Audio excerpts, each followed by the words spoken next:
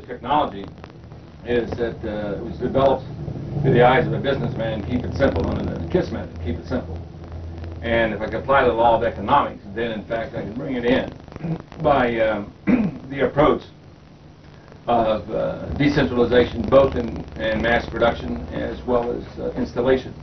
So that not everyone knew what they were making, they were just making a little part of it. Well, no, that was not the question. For example, if I was to build up a large manufacturing facilities and put in $5 or $15 billion over a 15, 20-year period of time, then the banking institutions, the World Banking System controls me. But there are many people, independent business people that own their own plastic mold injection outfits. They own their own electronic areas. So the question is, as a businessman, why should I try to invest in equipment and hardware and buildings and so forth that's already there? Give the opportunity to those people who have existing business or want to go into independent businesses, okay, and say, hey, here's a product, this is what we want you to make. You go ahead and do it.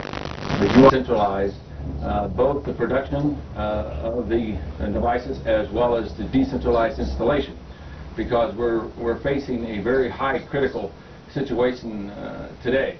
As an example, if you look at my logo, it says Job 38 verse 22 and 23. And Job 38 verse 22 and 23. All right, now I started development of the water fuel cell technology back during the time when the Arabs threw the embargo on the United States. And at that time, we were caught by surprise. And as an example, we had only 2.5 days of aviation fuel to fight a war. In all probability, at that time, if Russia would have known it, they probably would have attacked the United States. Our entire sophisticated naval task force sat out in the ocean for several weeks before the first supply ship came alongside. I was affiliated in retail into truck parts, making over $1 million a year profit, actually $20 million throughout the United States. And when our trucks stopped along the side of the roads and goods and services were no longer moving, then I started asking such questions as, hey, how long do we have before the food supply chain in the United States is disrupted? And many businesses like Cardinal Food Industry in Columbus, Ohio said, hey, Stan, we have less than 27 days. If you don't get those trucks moving, then the masses of people in the Columbus, Ohio will be facing starvation. Because the entire industrial base of the U.S. as well as international is based on the supply and utilization of energy. And it alarmed me that a little country over the Mideast could actually cripple the United States, not only cripple the United States, but actually cripple the war of the entire world based on the supply of energy to maintain those industrial bases. So at that time, I went into my office laboratory and said, God, I love my country. It's the greatest country. If you'll help me put a power supply in the country, I'll do anything that you want me to do. So I have been actually bringing in the technology under the power and authority of the Word of God. And of course, many people ask me why I'm still alive today. Well, I've learned the power of angels. In the Bible, one guardian angel destroyed 185,000 Assyrian troops. And in the Bible, one guardian angel destroyed all the firstborn in Ephraim. I have two of them with me at all times. One happens to be a foot bigger than I am. He's got a chest on like that. And I said, thank you, Lord, I need him. So when I started, my background is quite diversified, from research development, product development, engineering, corporate entrepreneuring, starting a corporation from ground floor right on up into multi-international areas.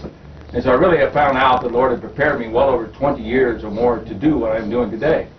So back in 1975, as an independent businessman, I was relatively not attached to any major research development facility.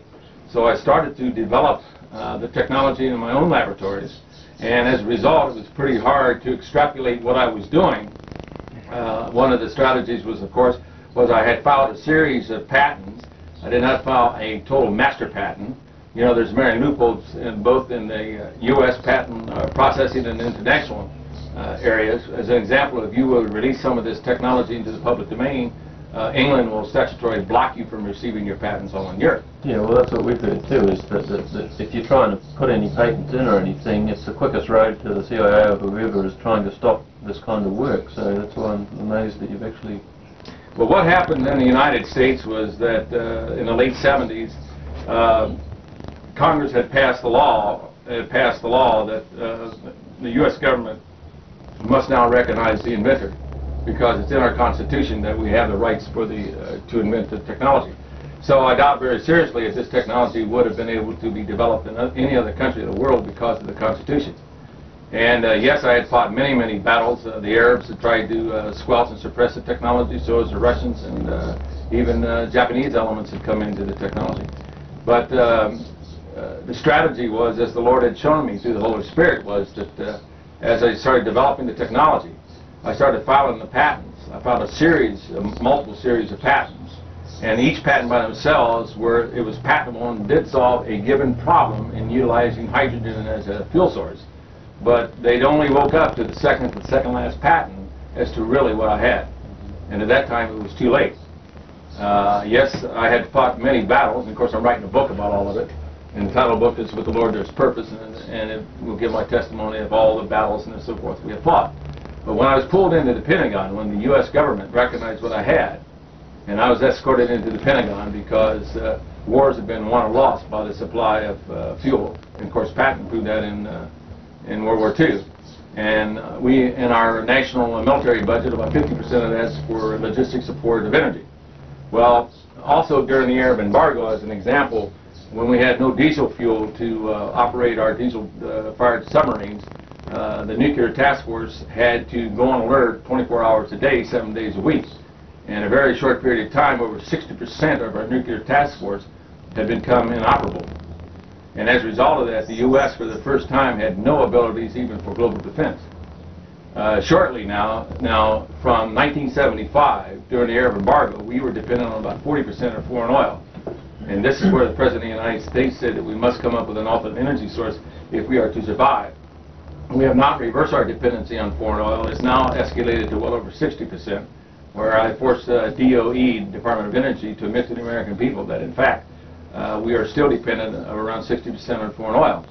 Now, if anything happens or takes place where that oil is stopped to the countries, then the entire economic base of this country or any other world would collapse. I have been preaching, in fact, that the same thing that occurred in the U.S. fields that occurred from 1965 to 75, where our oil pressure started dropping in the oil fields, we went on the dependency of foreign oil. Now, the exact same thing that has occurred in the United States is also has been occurring in the Arab fields.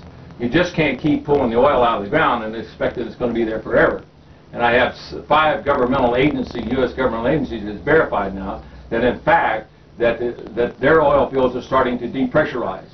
But they are depressurizing 3 times faster than occurred in the United States.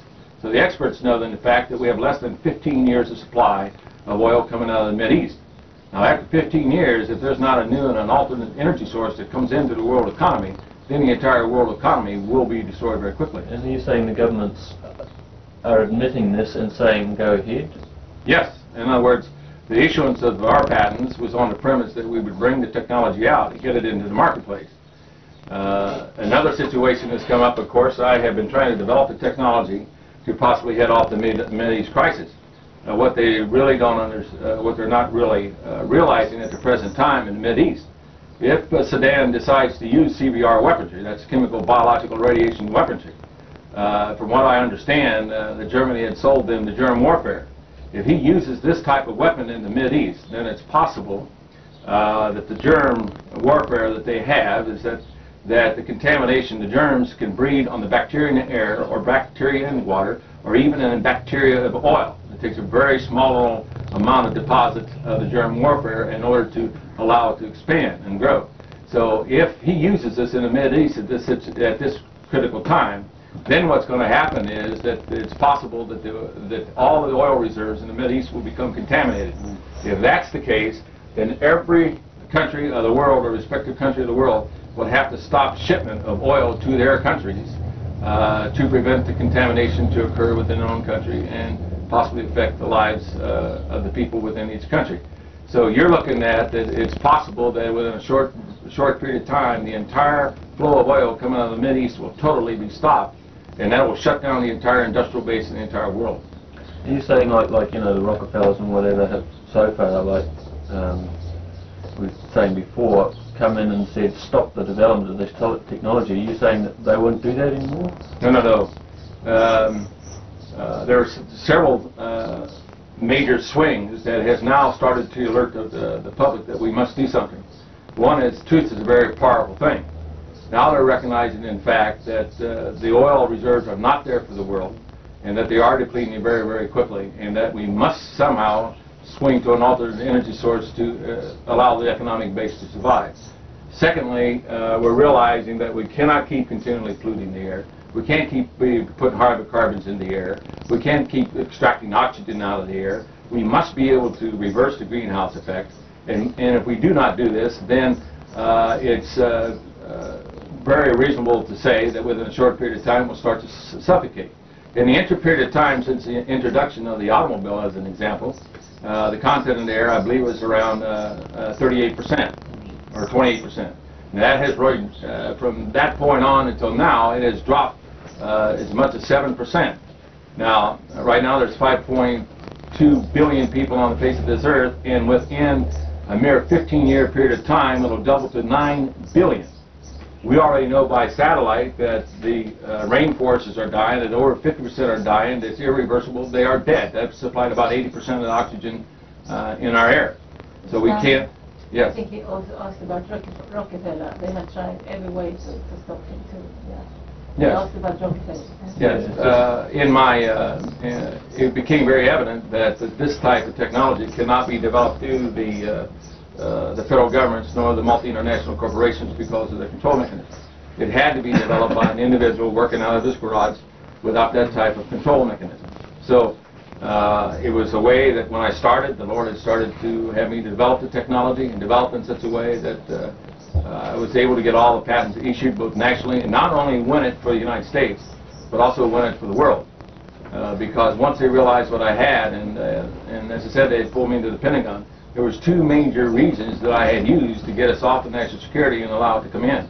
Number one, if you don't have an economy, you will not have a government, and if you don't have a government, you're not going to have a military. It's just as imperative that this technology get into the marketplace as well as these other areas. Second one is, what happens, gentlemen, if a foreign power can come in your land and use your own existing laws to block this type of technology from coming in? That's when President Reagan took the executive action to assure and guarantee the issuance and the processing of these patents. So it's a struggle. We're all in the same boat, so to speak, and therefore we have to be able to solve the problem. We know that the federal government and the multi-internationals cannot control it. If I had signed this technology over to General Electric or Westinghouse or any other multi-international corporation, they would be taken over within a period of 24 hours. If you have enough money, you can take over anything you so desire. Now, 60%, we're paying out well over $200 billion to the Arabs for that petrol fuel. They spent $200 billion from trying to keep this thing off the marketplace. That's why communication is one of the most greatest things that we have today. That's why I'm here in communicating as to what we're doing. I heard that the stealth bomber was maybe flies using the same sort of technology. Yes, and also we developed the hydrogen-powered aircraft that was originally to go Mach 25 in outer space, and with this technology to take it right on up to 150 Mach. The United States is not sitting on this technology by no stretch of the imagination. Right now, as we are down to a day and a quarter of aviation fuel to fight a war. And once we bridge and reduce the fuel supplies, go down to a day, then the Joint Chiefs of Staff will have to make the decision, no more global defense. And as we all know, that when countries go from a dictatorship to free democracy, the war brokers are in there, and the pendulum can swing into civil war or disrupt it into tremendous war. And of course, they make their monies by war. That's what they do. They promote wars. And the war brokers started World War I, they'd start World War II, and they'd start World War III in the name of making money. Whether we'd ever survive, they'd be happy making the money. So the situation is very real now. It's primarily over the Mideast that could topple and cripple the entire industrial base of the entire world. So this was the basis of the reasons for developing the water fuel cell technology. And as I had developed it, there were several major design criteria that I had to comply with. The first one was that I had to build a system in a garage. And the reason for that is because if I could build it in a garage, I would bypass exotic manufacturing technology that can control it. For example, if a guy had developed a chemical that can make the solar cell more efficient, but if Exxon controlled the vapor, which is in turn controlled by the Arabs, it can't get out in the marketplace. So the technology had to be built by the KISS method. Keep it simple, stupid. Don't make it complicated.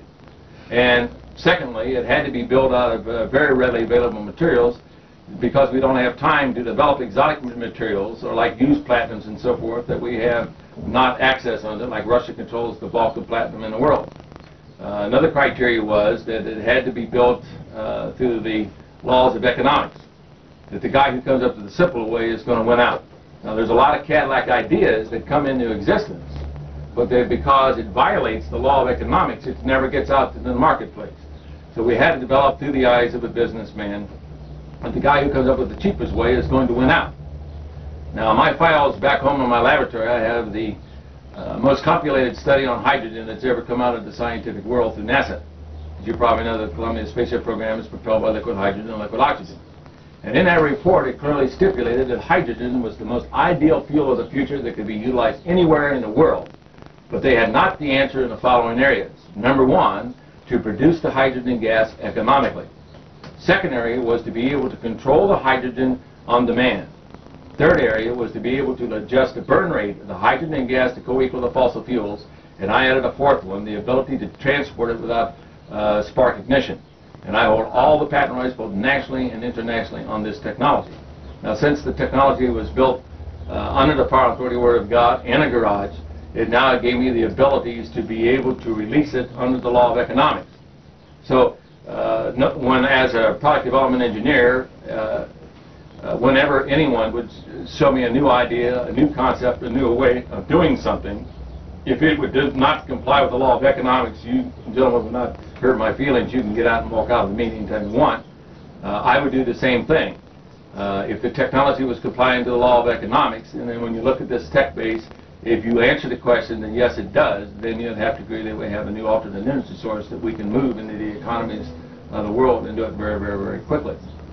So we started to proceed on developing, and as the Lord had shown me the knowledge pertaining to water. Right now we're facing a tremendous problem beyond the Mideast situation. I was in Washington, D.C. in 1965 when the government called the scientists together to come up with a fail-safe nuclear power system. In 3 days, and listening to their testimony, I got up in the meeting, and this is before I had come to the Lord, and said, gentlemen, everything you said is a bunch of BS. There is no substance on the face of this earth that you subject to the hostile environment of nuclear radiation, you're going to have the hourglass effect. And then, of course, 3 Mile Island proved that prophecy out many years later. And, of course, Chernobyl, we all know about Chernobyl. Now, they talk about the radiation going up in the atmosphere, but they don't talk about the meltdown going down into the water table. And the water table now is dumping the contaminated or radioactive water into the Mediterranean, which is now, in a very short period of year, the Mediterranean will increase in radiation, will spill over into the Mediterranean. So all those millions of people in Europe now that will use the water to wash their clothes or to drink or to process that water will probably die of cancer due to the high exposure to radiation. So now, during, for example, England almost had a near nuclear accident. Some brilliant engineer decided the way to reconstitute the carbon rods, to send a bunch of amps into the carbon rods, and all it does is create a hot spot and splits the rod, which in turn you now have no control. Helsinki just shut down another nuclear power plant with problems with the circulation on their stainless steel piping. So we're really facing a very critical situation all the way around. Now, in getting in this type of technology or equivalent technology is going to take the masses or the people to come together in one accord. It's no longer going to say, well, I'm going to leave it up to someone else to do it. If we don't do it, it's not going to get in. So in starting developing the technology, the first area was to address how to release the hydrogen from natural water and do it economically and satisfy the first major requirement of NASA. And of course, what the first thing we did in the scientific area is that you always got to learn to ask the right question. Now, in the prior art, example, when we demonstrated this technology under 101, U.S.C. Section 101, the U.S. Patent Office says that whenever you present something, you must show inoperability, otherwise you do not get the issuance of the patents. When we had showed them the technology pertaining to water, the first thing that when they recognized this, is why has no one else thought about this technology before? Well, there were several reasons I gave them. Number one, if you have looked at Scripture, Job 38, verse 22 and 23, the Lord said that the knowledge would come at a time of great trouble. And if this is not a time of great trouble, I don't know what is.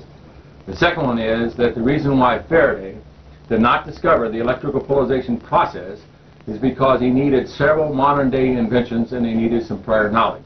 One of the things he needed was stainless steel, the invention of stainless steel 304 material, which is chemically inert to the process.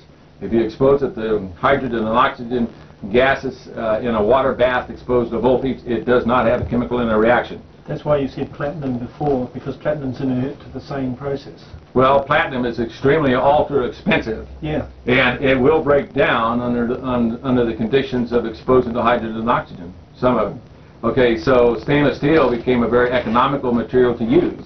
Matter of fact, on our actual lab certification testing, the longevity of the stainless steel material is 0.0001 per year.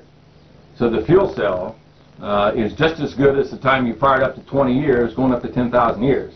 And if any of you guys live over 10,000 years, you come back and tell me, I want to tell you, learn your secret.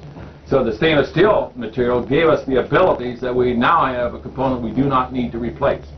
We set up a non-chemical environment in order to release the hydrogen from the water. Okay, so we now have, we don't have to replace the parts. If you ever look at the prior arts in electrolysis processes, you will see that their electrodes are tremendous mass and size. If a brilliant engineer could get a car to run down the road on electrolysis, he may get it to last for maybe a minute to 5 minutes or so, but all of that mass size of electrodes will decompose. So inherently, the electrolysis process did not comply to the law of economics because it was a self-destructive unit and we had to add chemicals to it. Now, if you had an electrolysis process and had to add chemicals to it, and let's say you did get a car to run down the road, then you would have to spend billions of dollars to try to come up with chemical refinery plants to be able to try to even support this gas supply levels in the United States. And that would cost billions of dollars over 20 to 30 to 40 year period of time, and EPA would not allow you to dump the chemicals under the ground. So electrolysis process does not comply to the law of economics and does not be able to solve the problem. It's a self-destructive unit. So we had to come up with a non-chemical device, come up with a way that we could release the hydrogen from water, and if we can do this, water has a phenomenal amount of energy source in the form of hydrogen, and if you burn it, its energy release is 2.5 times more powerful than that of gasoline. So the first answer we needed to find was how do we economically split the water molecule. Now the key was how do we switch off the covalent bonding of the water molecule, and so we address what takes place. Well, when the two hydrogen atoms... Stanley, could I check 1 sec? Yes. Could you sometimes, when using a technical term, just describe it more fundamentally for those who haven't got the technical basis, like covalent bonds? Yeah, well, yeah, I'll get to that. First was to address how do we switch off the covalent bonding of the water molecule and do it economically. And when you consider the formation of the water molecule, then when the two hydrogen atoms link to the oxygen atom to form the water molecule, under the law of physics something's got to happen, right? Now what actually happens is that this outer orbit of the oxygen atom normally has only 6 electrons in it. But this particular orbit will allow us up to 8 electrons to be occupied at one particular time. And as a result of this, this now allows the two hydrogen atoms to link up with the oxygen atom to form the water molecule to go into stable state. Now, on the law of physics, that for every action there's an equal and opposite reaction, something's got to happen. Now, what actually happens is that when the two hydrogen atoms link up to the oxygen atom, and the oxygen atom accepts the hydrogen electron to set up the covalent bonding, then something's got to happen. And what happens is that under normal state, there's 8 electrons in the oxygen atom, and then there's 8 protons. But when the oxygen atom accepts the 2 hydrogen electrons, then there's an imbalance that occurs. And what now takes place is we have now 10 electrons, but we still have only 8 protons. And as a result of this, the oxygen atom takes on a negative electrical charge. Now, since the hydrogen atom is now sharing its electron to set up the covalent bonding, then the positive charge proton swings the hydrogen atom to the positive charge. Therefore, the atoms of the water molecule takes on an electrical charge. Now, that was the second major thing that Faraday would have to know, is in fact that the bonding, the 2 unlike atoms of the water molecule is actually being held together by an electrical attraction force. And that electrical attraction force is equivalent to the two shared electrons.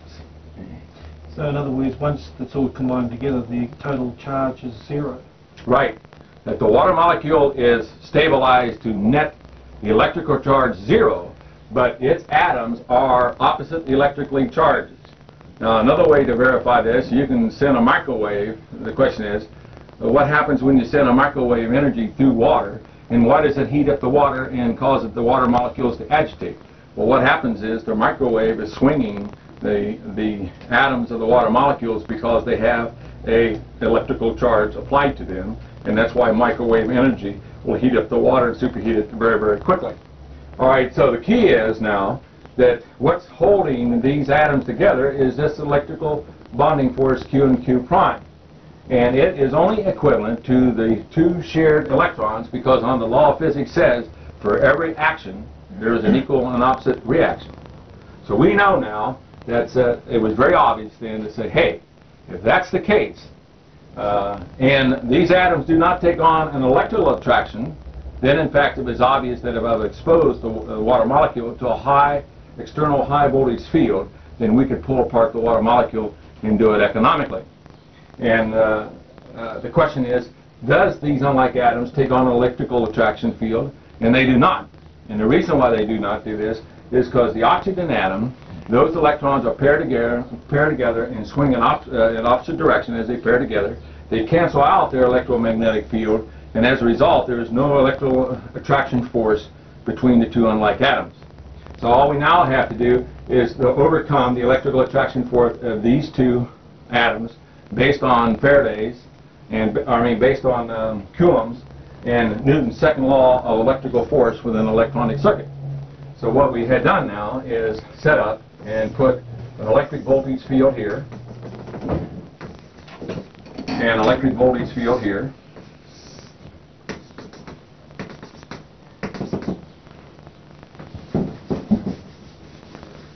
Let me do it this way.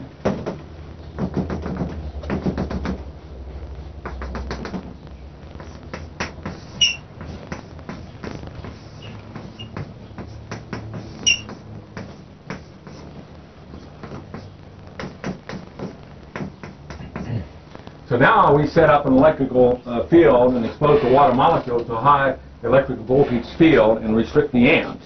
Then, if this now is set up as a B plus voltage zone and this sets up as a B minus voltage zone, then under the law of opposite charges will do what? Like charges will repel, and unlike will attract. So therefore, if I put a B plus voltage field here, would not now the negative charge oxygen atom be attracted to that voltage field? Now, likewise, at the same time, would not, if I put a B minus voltage field here, would not the positive charge hydrogen and oxygen now be attracted to the negative voltage field? And as a result, now we're using voltage as a potential energy source and pulling apart. The water molecule starts to elongate. As you start to elongate the water molecule, you're now changing the time share rate of the electron, and as a result of that, you pull apart the water molecule.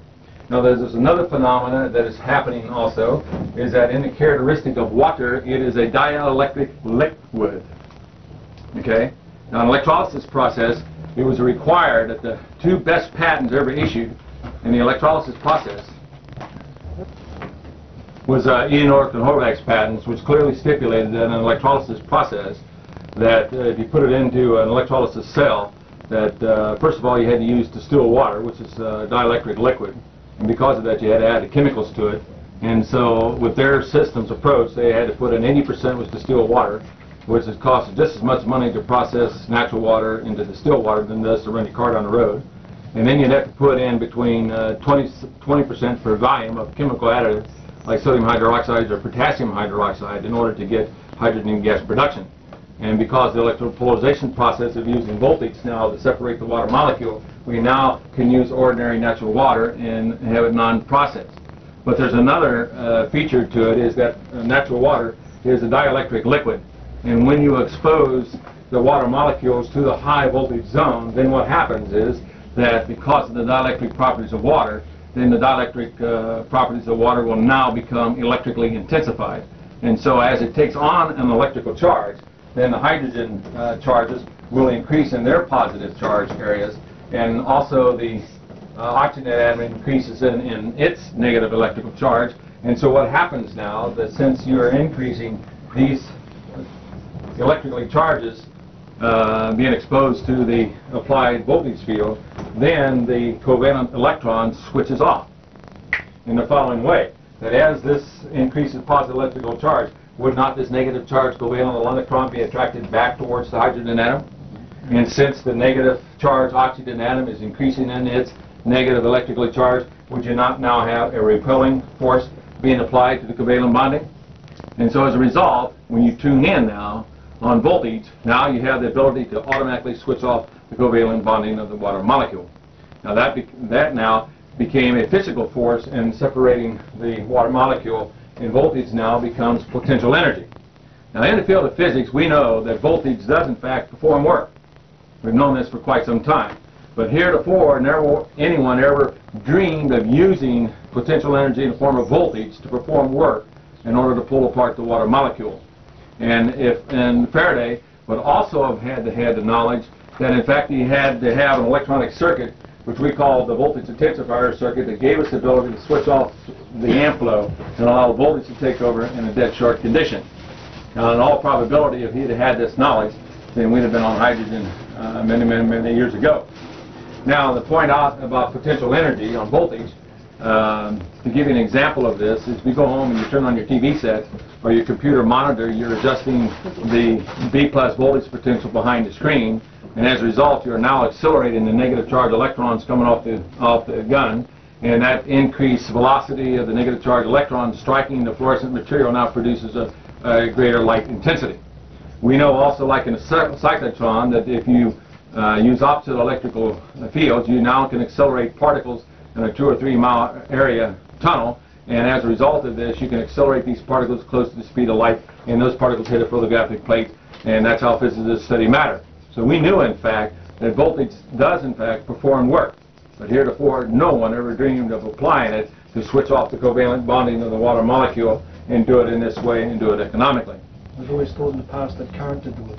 Right, always current, and they would always, because Faraday, he needed modern day electronic circuit designs capable of restricting amps and all voltage to go over. He worked with a very crude battery, and he worked with just an electrical wires going into the beaker with chemicals. So he created a dead short condition, and when you create the dead short condition, you cannot bring voltage up. Voltage remains low, and amps take over and does the work. All right, so this is why Faraday did not discover the electric polarization process. Now, in order to come up with the economic way of doing this, then the Lord had me to develop what was called the VIC, or the voltage, it's called the voltage intensifier circuit.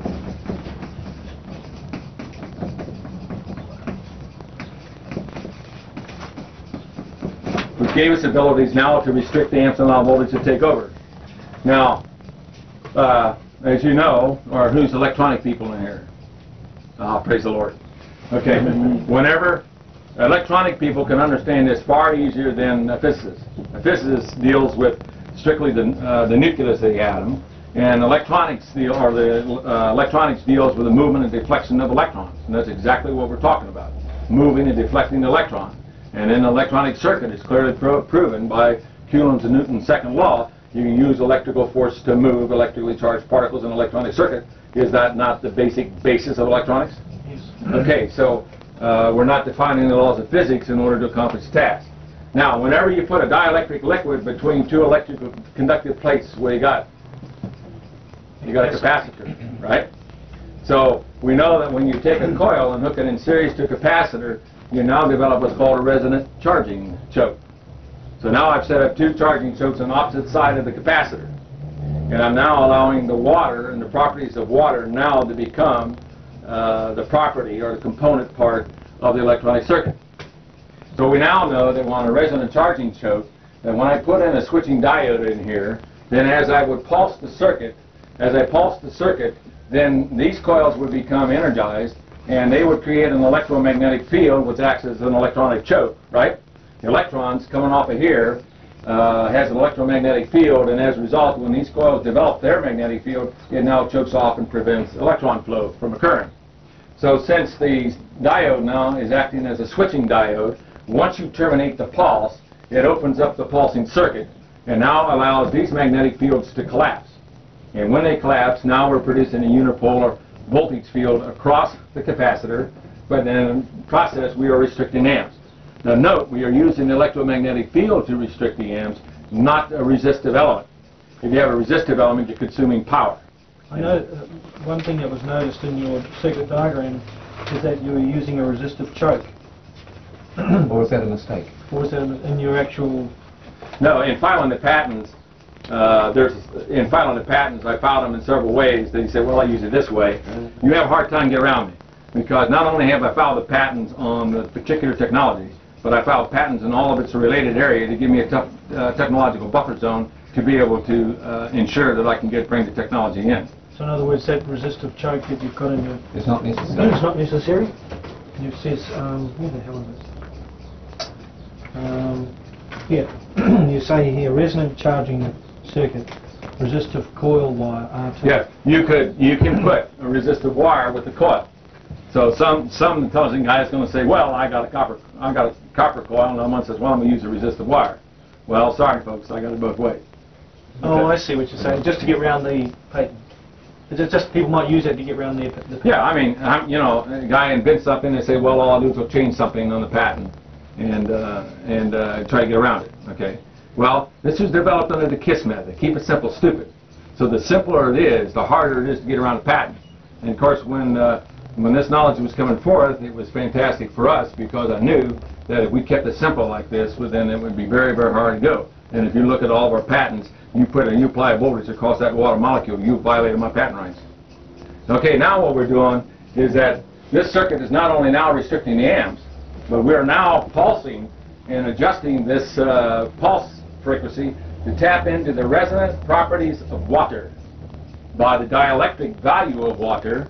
And as a result, that when you tune into this, then what happens, amp draw drops down to the lowest value, and voltage now takes off towards infinity if the electronic components will allow it to occur. What sort of frequency are we talking about? Well, we have various frequencies when you can adjust to hit resonance. The key was to go for natural water, non-processed water. And so it was very obvious that we've developed the electronic circuitry to interface with this, that we now electronically zero in to the resonant frequency of any form of natural water, because it would change based on the contaminants within the water. You just let it peak itself. Right. It automatically scans it right in, locks right in the resonance, and holds it there. You can't change much. Pardon? What order of frequency are we talking about? A few hertz or... No, we go from 0 up to 10 kilohertz. Even with this type of circuit you see here, if I hit this at 10 kilohertz, would this not increase it to 20 kilohertz? So not only is this as a pulsing circuit to restrict amp flow, it's also is a frequency multiplier. And guess what else? If I was going to increase more hydrogen gas yield, what would I do? Increase the voltage. Huh? Increase the voltage in it. Yes. Now how would I do that? Would I need to change the pulsing circuit here? I'll just change the amplitude of it. All I have to do here is just increase the number of turns of this coil, would I not? But if you want to do it electronically so that you can control it, you can do it just by having a circuit controlling input voltage. And Oh yes, in a car, for example, we're varying it like from 0 to 12 volts. That's right, yeah, with an accelerator. But these can be varied from 0 to 2,000 volts, 2 kilovolts, right, or higher. But what I'm pointing out is the electronic circuitry can remain the same. If I want to increase the electrical power still further, the inductance capacitance of this resonant charging choke simply just needs to be increased.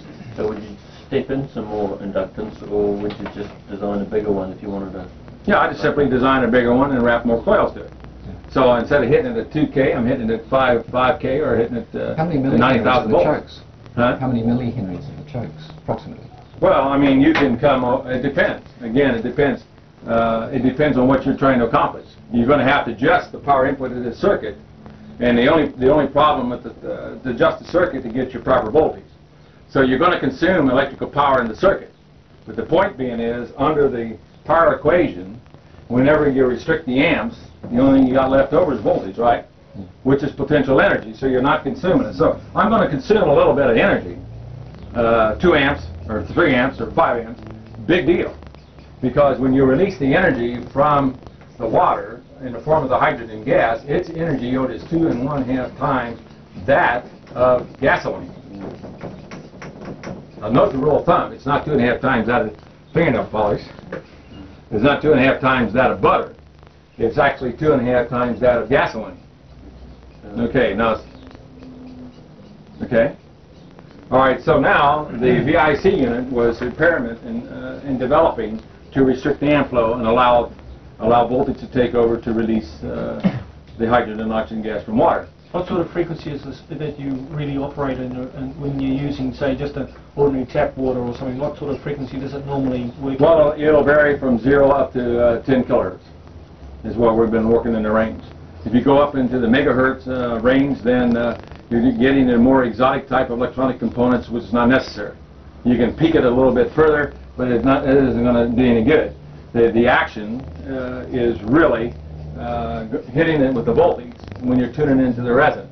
And when you hit in the resonance under this condition, then the water molecule just falls apart. Okay, so That's what I'm asking. What is the resonance frequency of water? Yeah, and based on different, natural like well water, rainwater, city water, ocean water, okay, they have different contaminants, anywhere from 2 parts per million to 20 parts per million, up to 40 parts per million. Okay, so resonance can occur anywhere in our area. And the other factor that affects resonance is the rate by which the gases is going through the resonant cavity, and so that can change. So you can hit resonance at a low voltage level, and as you're raising the voltage level, let's say from 100 volts to 2,000 volts, it's possible that the flow rate of water will start changing resonance. So we've developed the electronic circuits to zero in on that. So it's a very broad range. The beautiful thing I like about it is it's in the audio range, so it's just like using audio transformers, and you can accomplish the task. Now, if you want to go up and zero it up or fine for a particular application, that's fine. But the key was to keep using natural water. If I use natural water or rainwater, is it costing me anything? So the 3 components I'm using in the operation of the fuel cell is stainless steel 304 material, which you don't need to replace. So am I complying with the law of economics? The second one is I'm using natural water. Does it cost me anything for natural water? We had a lot of rain around here the other day, didn't we? How would that apply on seawater standards? Same thing. Because you're restricting the amps and allow voltage to take over, the chemical end of the reaction is held at a very minimum. So when you release it, then any contaminants in the water, it remains in the water. Now that's the adverse effect of the fuel cell, is that you've got to get rid of the contaminants. Well, one of the things is that you can operate the fuel cell to meet your energy needs, shut it down, hook a little computer to it, dump out the contaminated water, rinse it out like a dishwater, go ahead and fill it up with water again, re-energize it up to around 4 to 6 ounces of back pressure, and continue on operation. But in the cycling, if you notice in my drawings, when you burn hydrogen and oxygen, what's the byproduct? Water, right? Well, instead of letting the water go back up in the atmosphere, it's pure. It's absolutely pure. You can use it for drinking or whatever you want. Right. So can I not recapture the gases coming off and cool it down, and as a result feed it back into the fuel cell and recycle it again?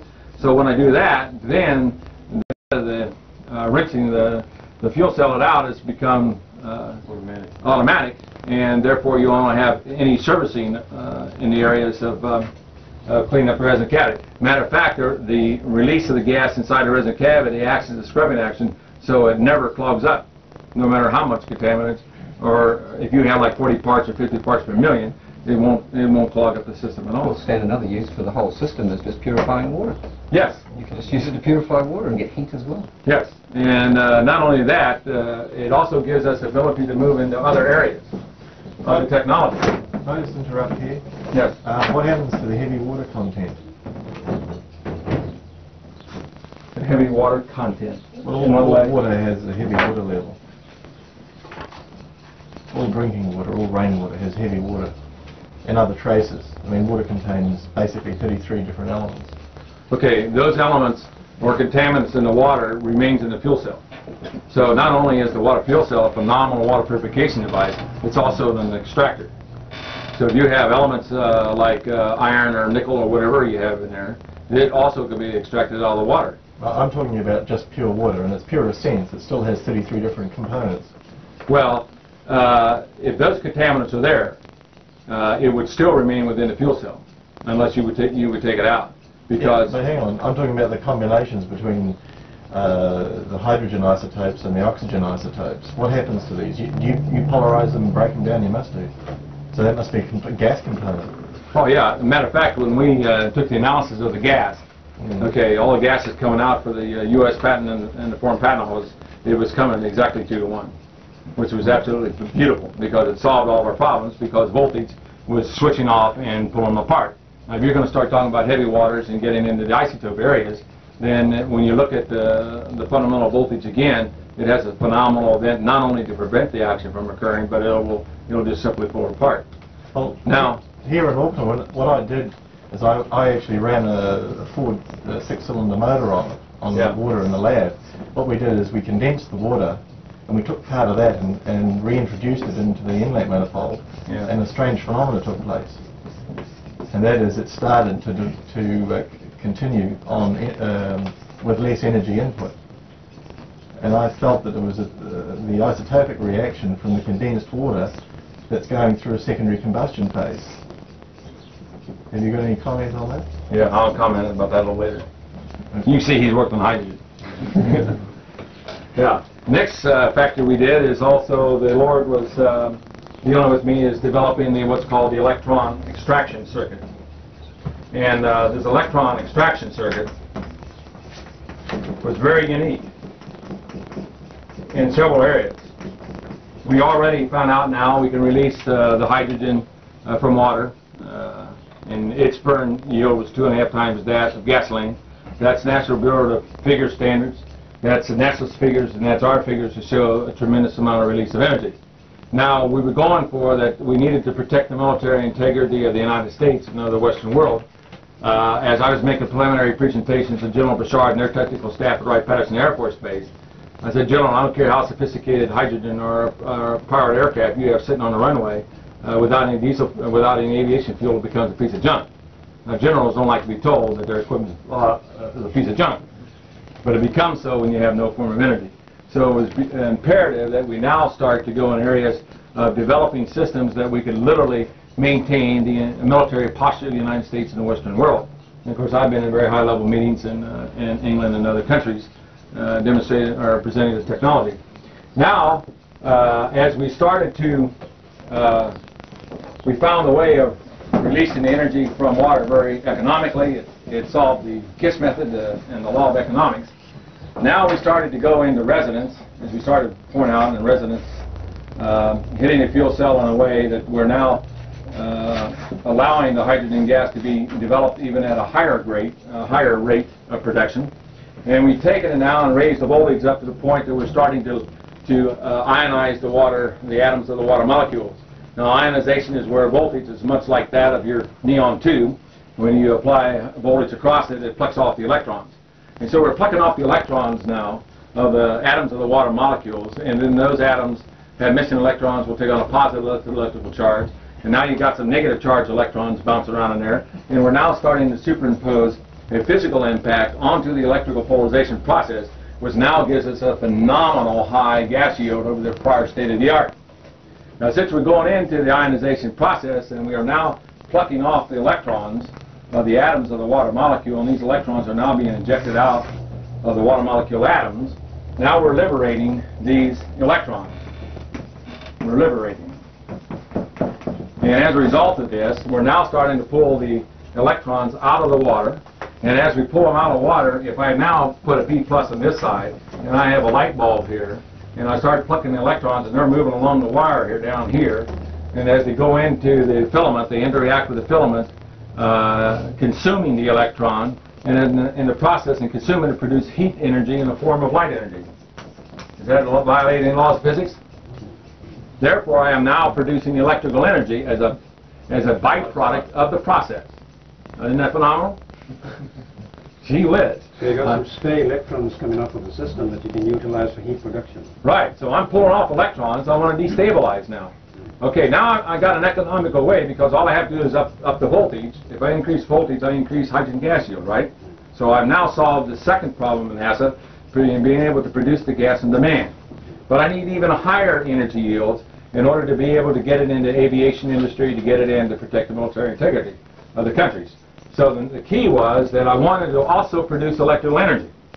So by pulling off the electrons out of the water, and as I pull the electrons out of the water, I am now producing electrical energy, am I not? Electricity? Now, under Coulomb's law says in an electronic circuit, if you had 1 volt deflection in an electronic circuit, what will happen? You roughly come up with 6.25 times 10 to the 18th power of electrons, which is equivalent to 1 amp. I'm glad you said so. Right? Yeah. So theoretically then, if I use water as the source of the electrons, right? If I would apply 100 volts across that light bulb, theoretically speaking, how much amps would I be able to pull out of the system? 100 times. Well, it would be 100 amps, right?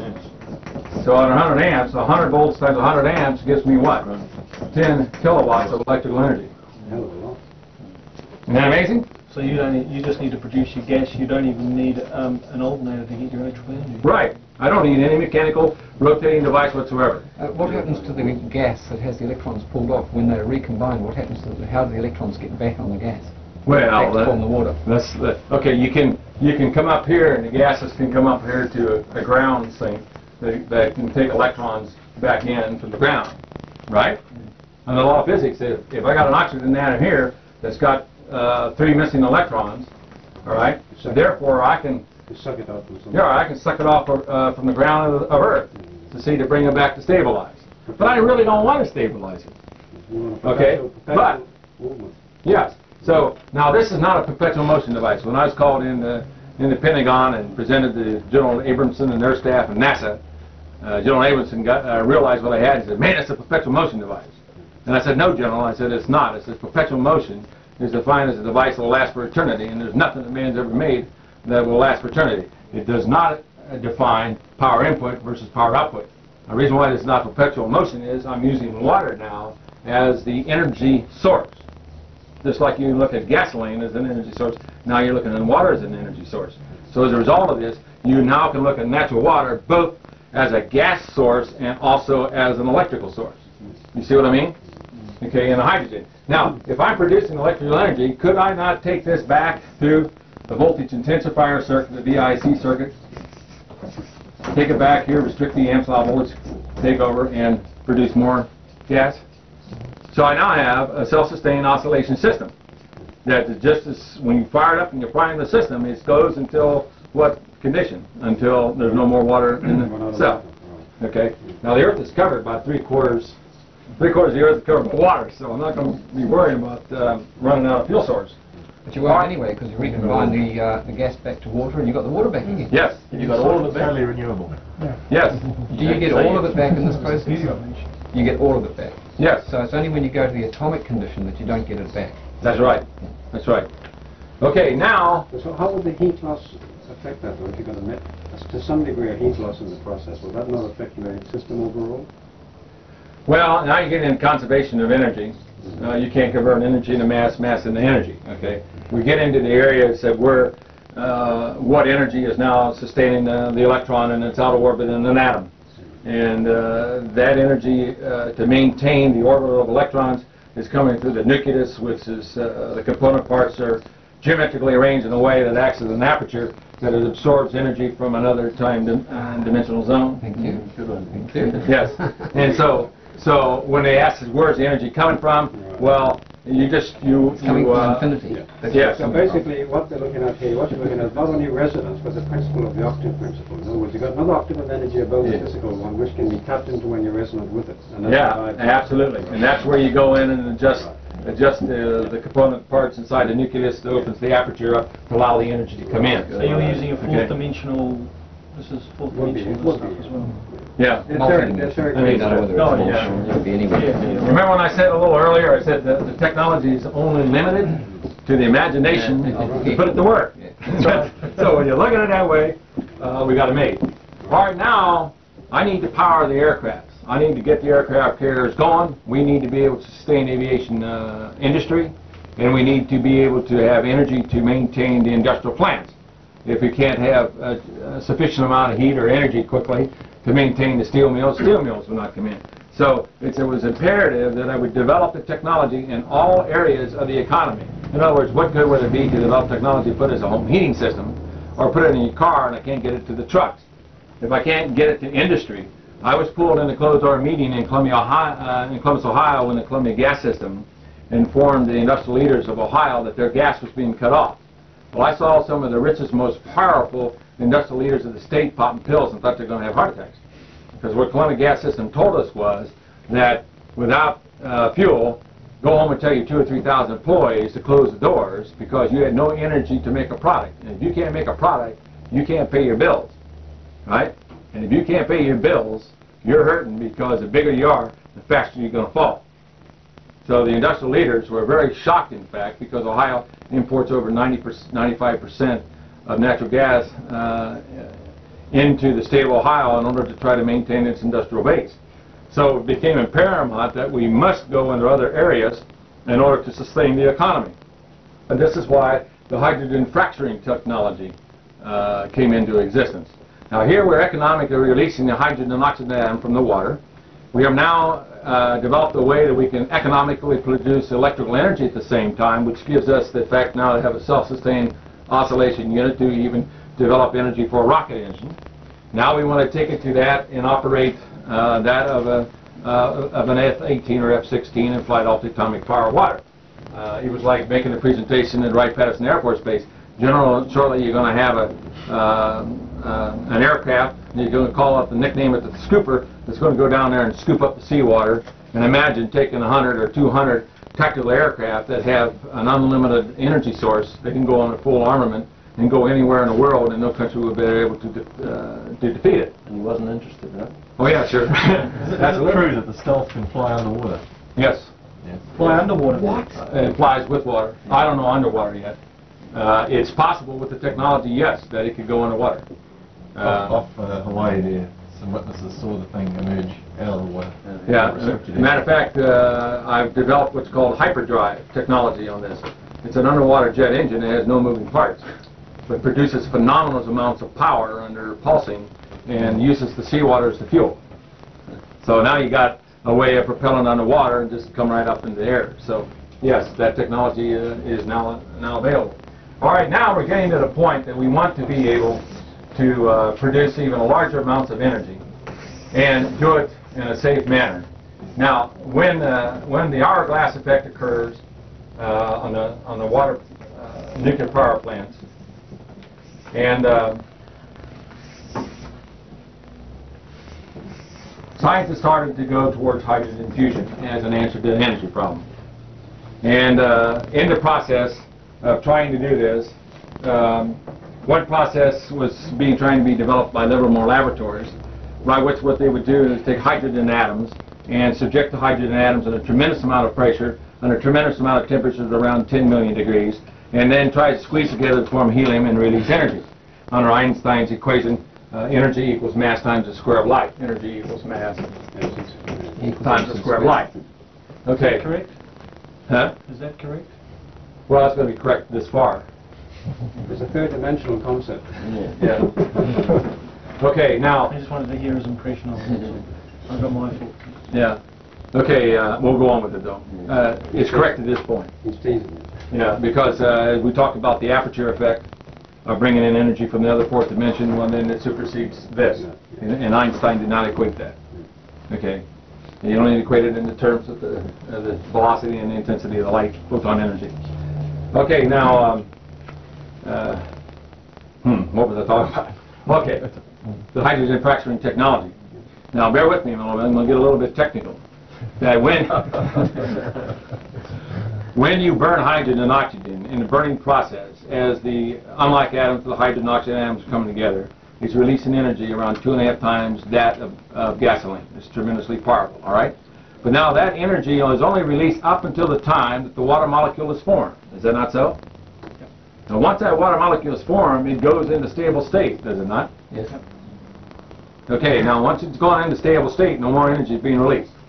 Now we know that water is the safest storage medium for man that we know of, right? Can we not take water and go out and dust out a fire? Yep. Okay, but you release the hydrogen in the water, it becomes a phenomenal fuel source under this type of technology. All right, now we developed the hydrogen fracturing technology, and the Lord simply asked me the question when I was addressing this problem. He says, what happens if the water molecule would not form?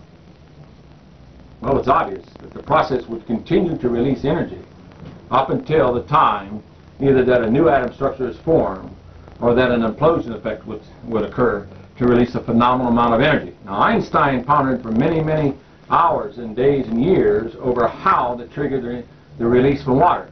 He knew, in fact, and stated, in fact, you can take a 1,000-car train around the Earth many, many, many, many times on 1 gallon of water if you could figure out how to release that energy. And the only problem was he didn't go to the right source. He just didn't ask the Lord to tell him how to trigger the process, even though his equation showed, in fact, it could be done. All right, tremendous energy. All right, so the scientific question was, what happens if you prevent the water molecule from forming? Well, if I can prevent this from forming, then I have the abilities to tap in and use a phenomenal energy source, free and safe in many respects. It's a triggering process. Now, as I pointed out, like Livermore Laboratories had gone to hydrogen fusion areas, their process is like the alchemists going over and watching the students, and they were mixing up a chemical, and so the alchemist asked the students, what are you doing? He says, well, we're trying to come up with a chemical to dissolve anything.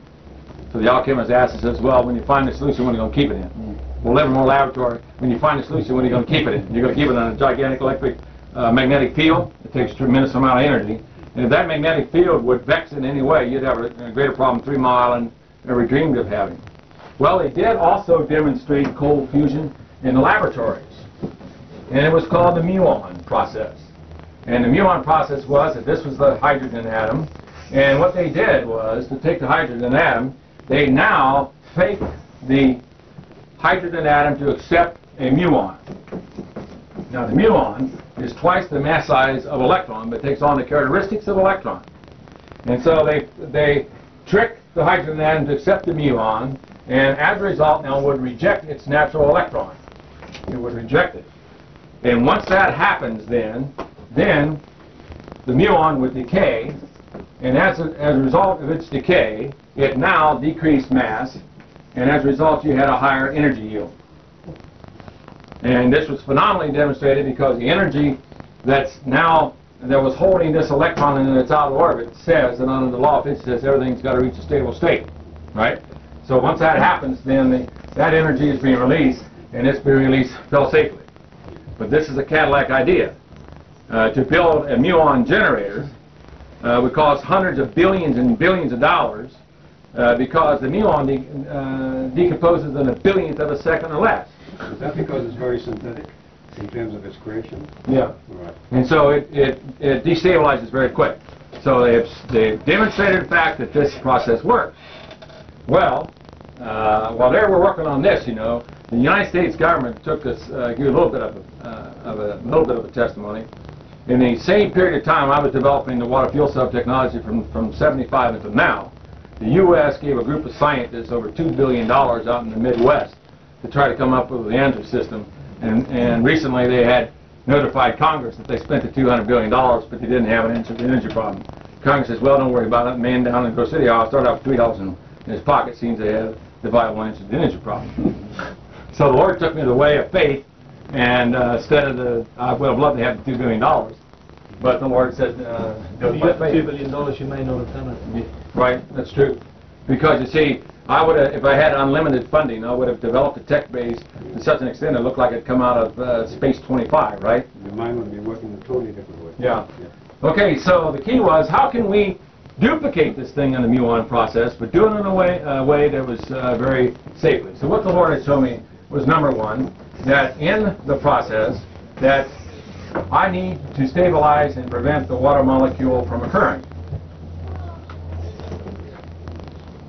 Okay, so I have now to set up this condition to prevent the water molecule from combining together to go into stabilization. What I have done now is, when I re-expose the combustible gas atoms to what we call the hydrogen gas gun technology, in other words, the gas is going back through another high voltage field, and as it's going through this voltage field, then the electrons are now being plucked off of that atom, and as a result, I'm now taking the combustible gas atoms into critical state. Now the question number one is, how much energy does it really take to trigger a thermonuclear device? Anybody know? Very low. Because all they do is they set up the subcritical mass here and the subcritical mass and put them here and goes into critical state. It is a physical, they've taken it from a physical to that and injected with laser energy to trigger the process to come up with the MIR warheads. So it takes very little energy to do this. If you set up a destabilization state. So what I'm doing now is take the combustible gas atoms like the hydrogen atom and re-expose it to high voltage field to ionize that oxygen atom. Now, to aid the process a little further... You're ionizing the oxygen atom. Right. Well, I can do it with the hydrogen too. I'm elongating it because I'm changing it. So what I'm doing with the hydrogen oxygen atom, in this case, I'm now subjecting that atom to laser energy. Now, when I subject this to laser energy, it now goes in even to a greater destabilization state. So I'm now taking it in a subcritical state, have I not? So as I also expose the hydrogen atoms to laser energy, they become weakened. More unstable. More unstable. And an example of this is that when the nucleus of an atom absorbs laser energy, I know all physics, something's going to happen, right? So what takes place is that the hydrogen electron now starts to move farther away from the nucleus, and as it does this, the electrical attraction force becomes weaker. So she and I, no. Yeah, she and I are out on a basketball court. And she's the hydrogen atom, right? Now I've just zapped her with laser energy. Zap. And since I zapped her with that, she has now become into the weakened state. Now I'm the big oxygen atom. I'm much better for you. And I'm 8 times bigger than you are, right? Now in the meantime, I've gotten 4 electrons or more plucked out of the oxygen atom. And an oxygen atom, if you will now take away at least half of its electrons, it acts like a baby and says, if I can't have any more of my electrons, I'm going to blow apart. Well, I got 4 missing electrons, and the law of physics says I have to stabilize, right? Okay, now, so in the meantime, I'm 8 times bigger than she is, and I got 4 times greater electrical power reason to grab a hold of her electron. So we're out on a basketball court, and then some yahoo goes over and lights the gas, and she rushes to me to link up to me. And as she's coming to me to try to link up to me to form the water molecule, I'm looking at her electron, right? Now when I grab a hold of the basketball, which is her electron, who's going to win out, me or her? You. I'm going to win out. And if I win out, is she any more a hydrogen atom? No. No, you're a measly little proton. And all that energy that's in your nucleus, you got to release. And so it starts to release that energy that's been stored in that hydrogen atom because I plucked out the electrons. Since this has now been exposed to high laser energy, and it's in a destabilized state, it can't form the water molecule. And as a result of this, the implosion effect occurs and starts releasing tremendous amount of energy safely, and its energy yield at a minimum is 2 1/2 times that of gasoline. So that's a nuclear reaction. Well, it's called...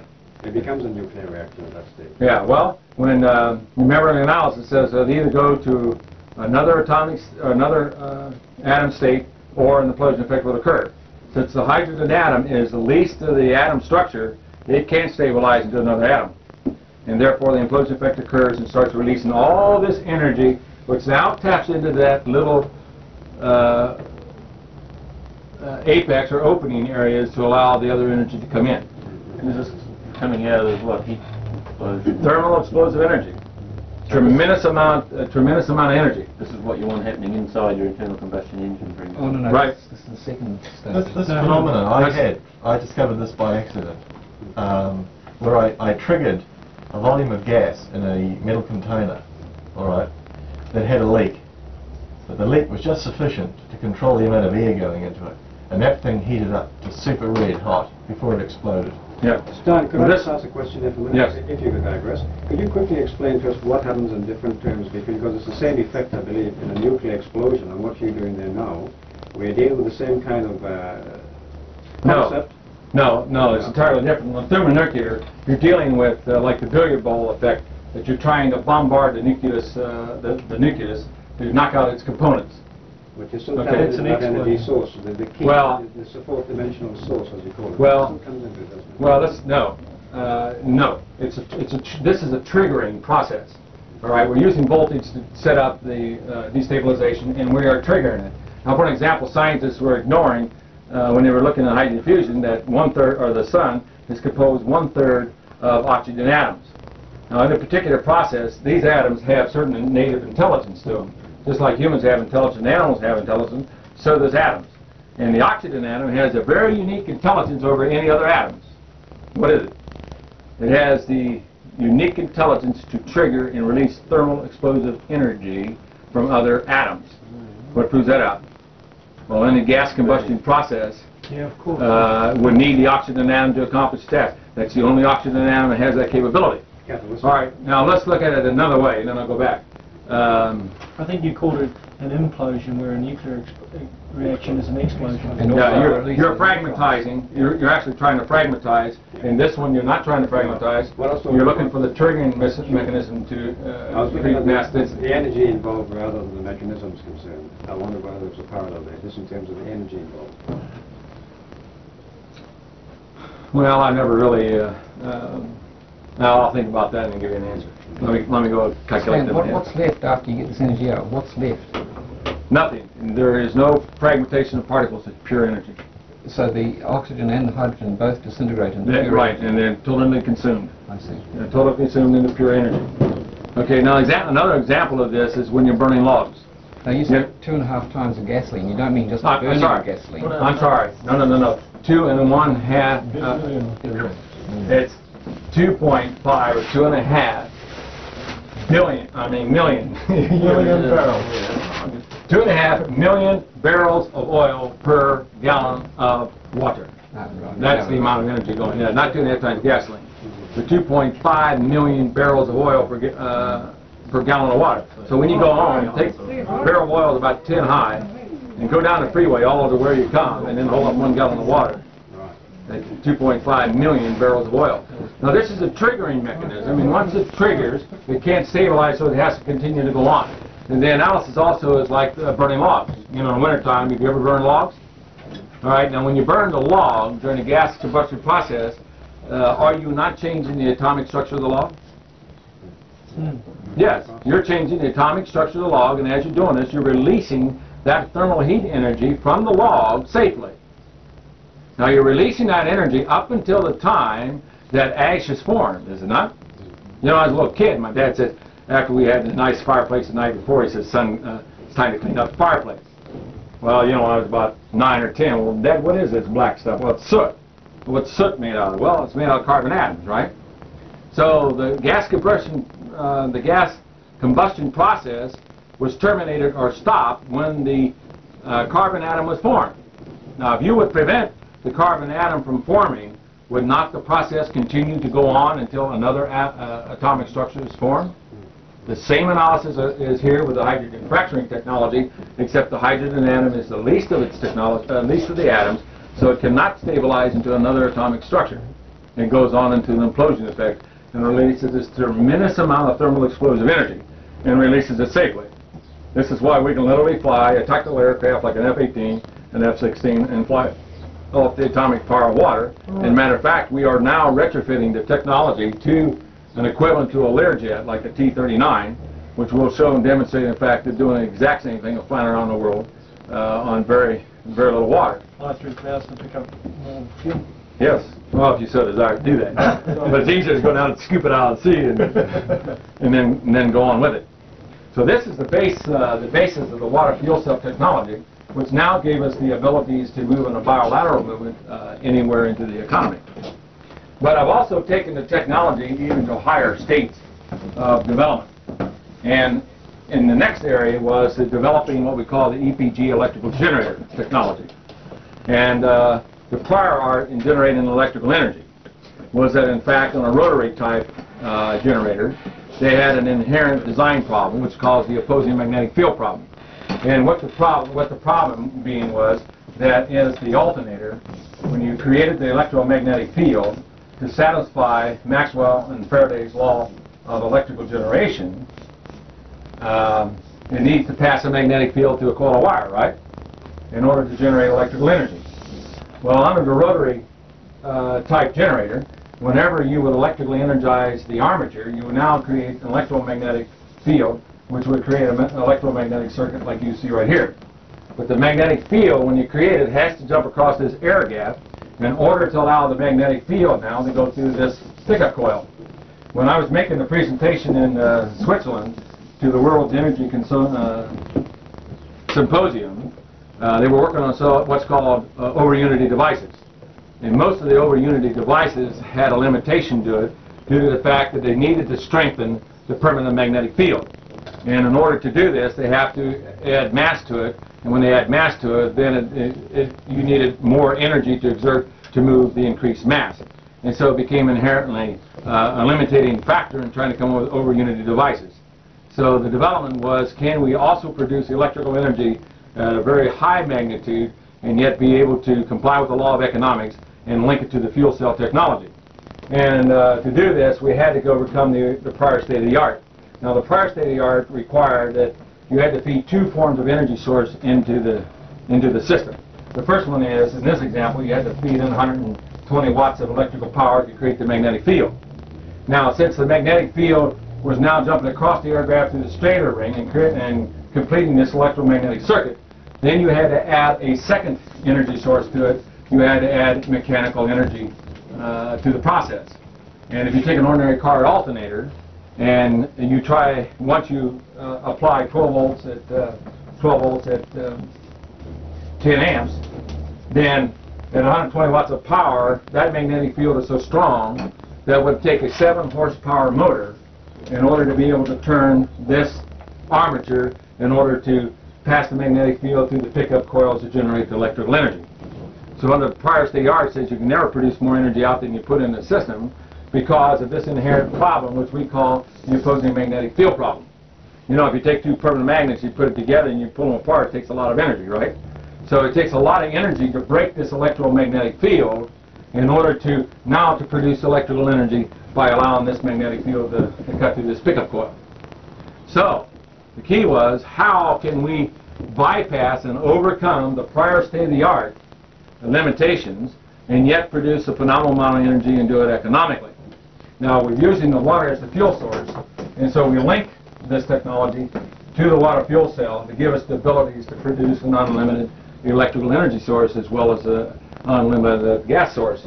The first thing the Lord had me to do was come up with, to solve the opposing magnetic field problem, is that He now had me come up with a closed loop system. Now, when I tell electronic engineers, the Lord's gave me a revolutionary electrical generator, here's the following characteristics. It has only one moving part. It has no bearings. It has no contact brushes. I can give you single or three-phase and multi-phase power output, and if that doesn't bother you enough, I can drop in a bucket of water and never short out. So I got a lot of them squirming in their chairs, but boy, they stopped there laughing right after I talked to them. Now, anytime you can get a 3-star general out of his chair in 10 minutes, you're doing something, right? So when I was escorted into the Pentagon, they wanted to know this technology immediately. All right, now the Lord took to have me to come up with a non-magnetic tube, as you see here, because I want to eliminate the movement of the electromagnetic field. I'm now going to take a pickup coil and wrap it around the tube to satisfy Maxwell's Faraday's law of electrical generation. And then on this side, I'm going to put a gas accelerator here, or particle accelerator. This way I'll just put gas accelerator. And now fill this tube up with a permanently magnetized gas.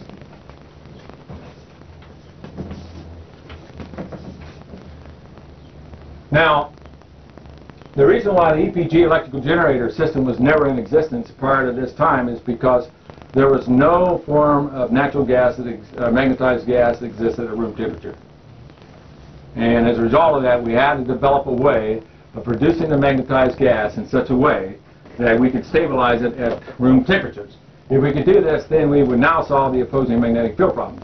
And when I fill this up with a magnetized gas, this magnetic field now emanates around the non-magnetic tube.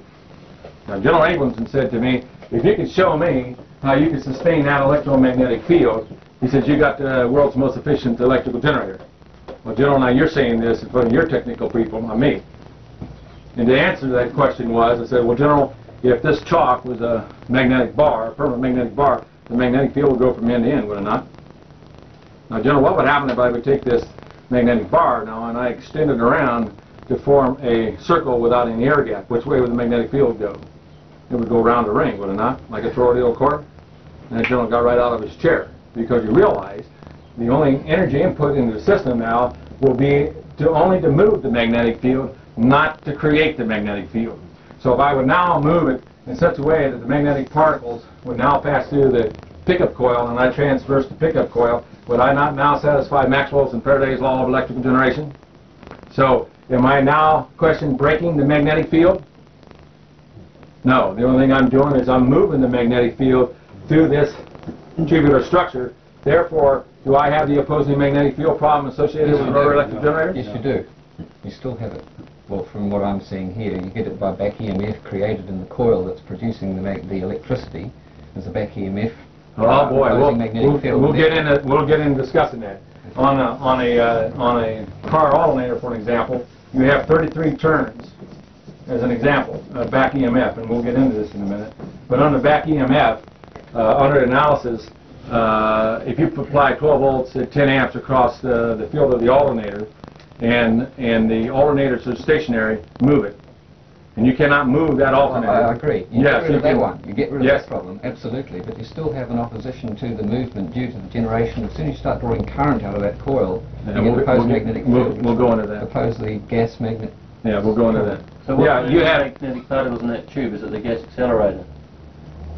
Pardon? The gas accelerator is moving the gas. Yes, it's a gas accelerator moving the part. Okay. That's All right. What sort of gas is it? We'll get into that. Well, for a long time, the two things I wouldn't discuss in the seminars back in the States is, number one, how do you restrict amps in a dead short condition? I wouldn't film the voltage intensifier circuit. When the power structure had come against me to try to destroy me, they couldn't answer that question. The patent office had that technology for many, many years. And so every time I'd ask them, they said, well, how do you restrict an amps in a dead short condition? They couldn't come up with an answer.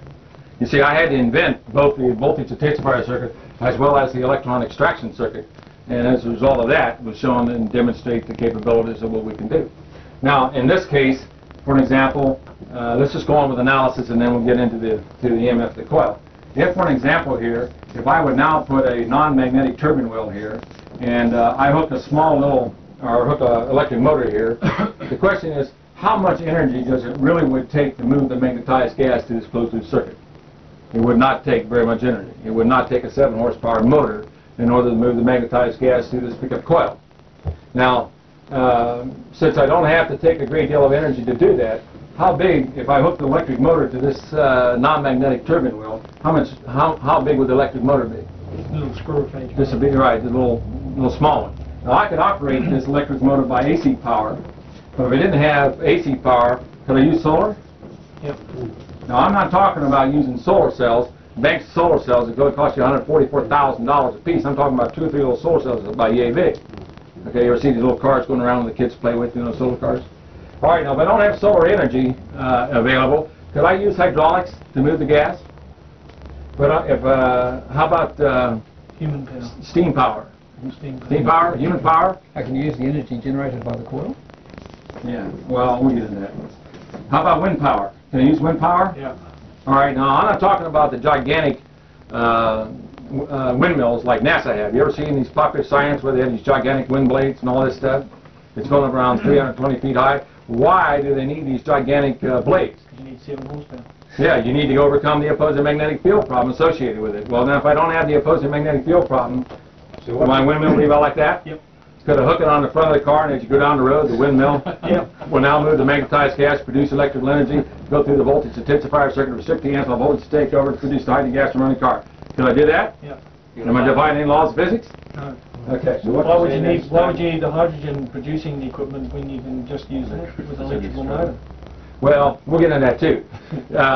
for an example, it's a known fact, if, for example, an electric motor does not have the horsepower sufficient enough to meet the work demand load of the internal combustion engine, we don't have 25 to 30 to 40 years to convert over to a new power system. No, no. And it must be, we must go to a retrofittable energy source.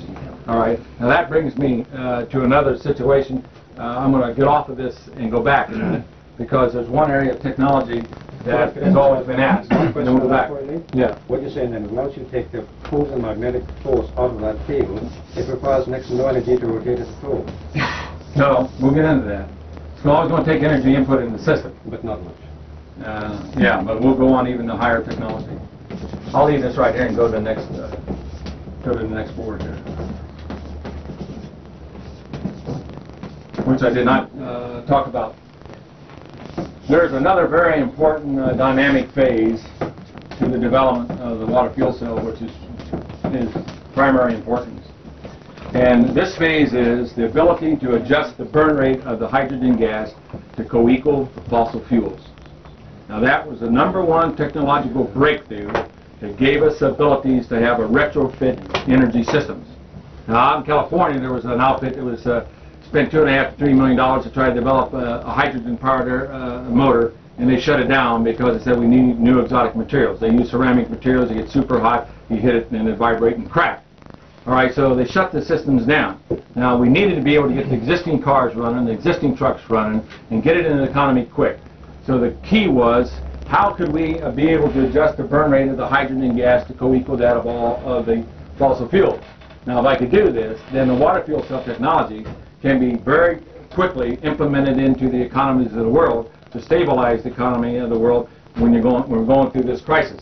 So in order to do this, several things came into being. One was that, for example, the fuel cell not only has hydrogen atoms in it, but it also has oxygen atoms, does it not? Yeah. And it also has non-combustible gases in it. Inherently, there's a characteristic of water. And all the natural waters in the world have between 17 to 19% per volume of ambient air gases in it. Now, when I was in 9th grade science class, I asked a question to the teacher, says, well, when you strike a mass, why does not the earth burn up?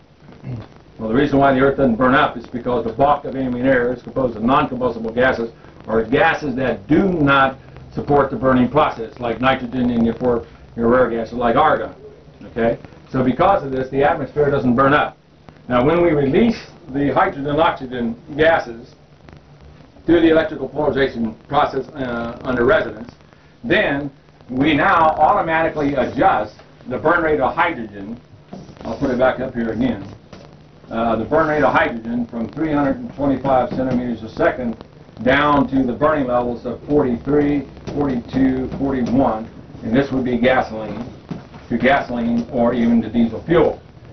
And automatically, that when you release the hydrogen and oxygen from natural water, you are also releasing the non-combustible gases from water, and you're adjusting the flame down to around 47 centimeters a second. Now when I was filing the patents in the United States and in the international areas, they didn't know what I was talking about. The prior art was styrometrics. Styrometrics basically was taking the hydrogen atom, go through an orifice, and the hydrogen would hit a hot plate, and then the hydrogen would intermix with the oxygen, and then that combustion with the energy going in the hot place now could release some of the energy in the hydrogen. The problem with that, the prior state-of-the-art technology, was that it took a tremendous amount of energy into the hot plate in order to come up with the gas combustion process. But inherently, when we release the gases from water, it adjusts around 47 centimeters a second, and when we light the gas, even to melt steel, it's a self-sustained system. And it blew their minds in the fact that we could really do this. And we went on further with it to give an illustration of it, because when they asked me, the United States is a very highly scientific country, right? So when they approached me and said, we don't know what you're talking about, adjusting the burn rate of hydrogen, I said, if I give you the answer, will you give me my patents? And of course I gave them the answer, and consequently received my patent. But give you an example of this, what I'm talking about, is that if you would have a flash tube, that this would be a flash tube here, and you fill this flash tube up with hydrogen and ambient air gases, and you would spark it at one end, then the burn rate in 1 second would travel about 325 centimeters in measurement. Now, if I would fill the tube up with natural gas in ambient air, we found out that it would burn around 42 centimeters per second. So it became very obvious then that just as we could sustain and maintain the burn rate of the hydrogen and oxygen gas around 47 centimeters a second by using the non-combustible gas as a modulator.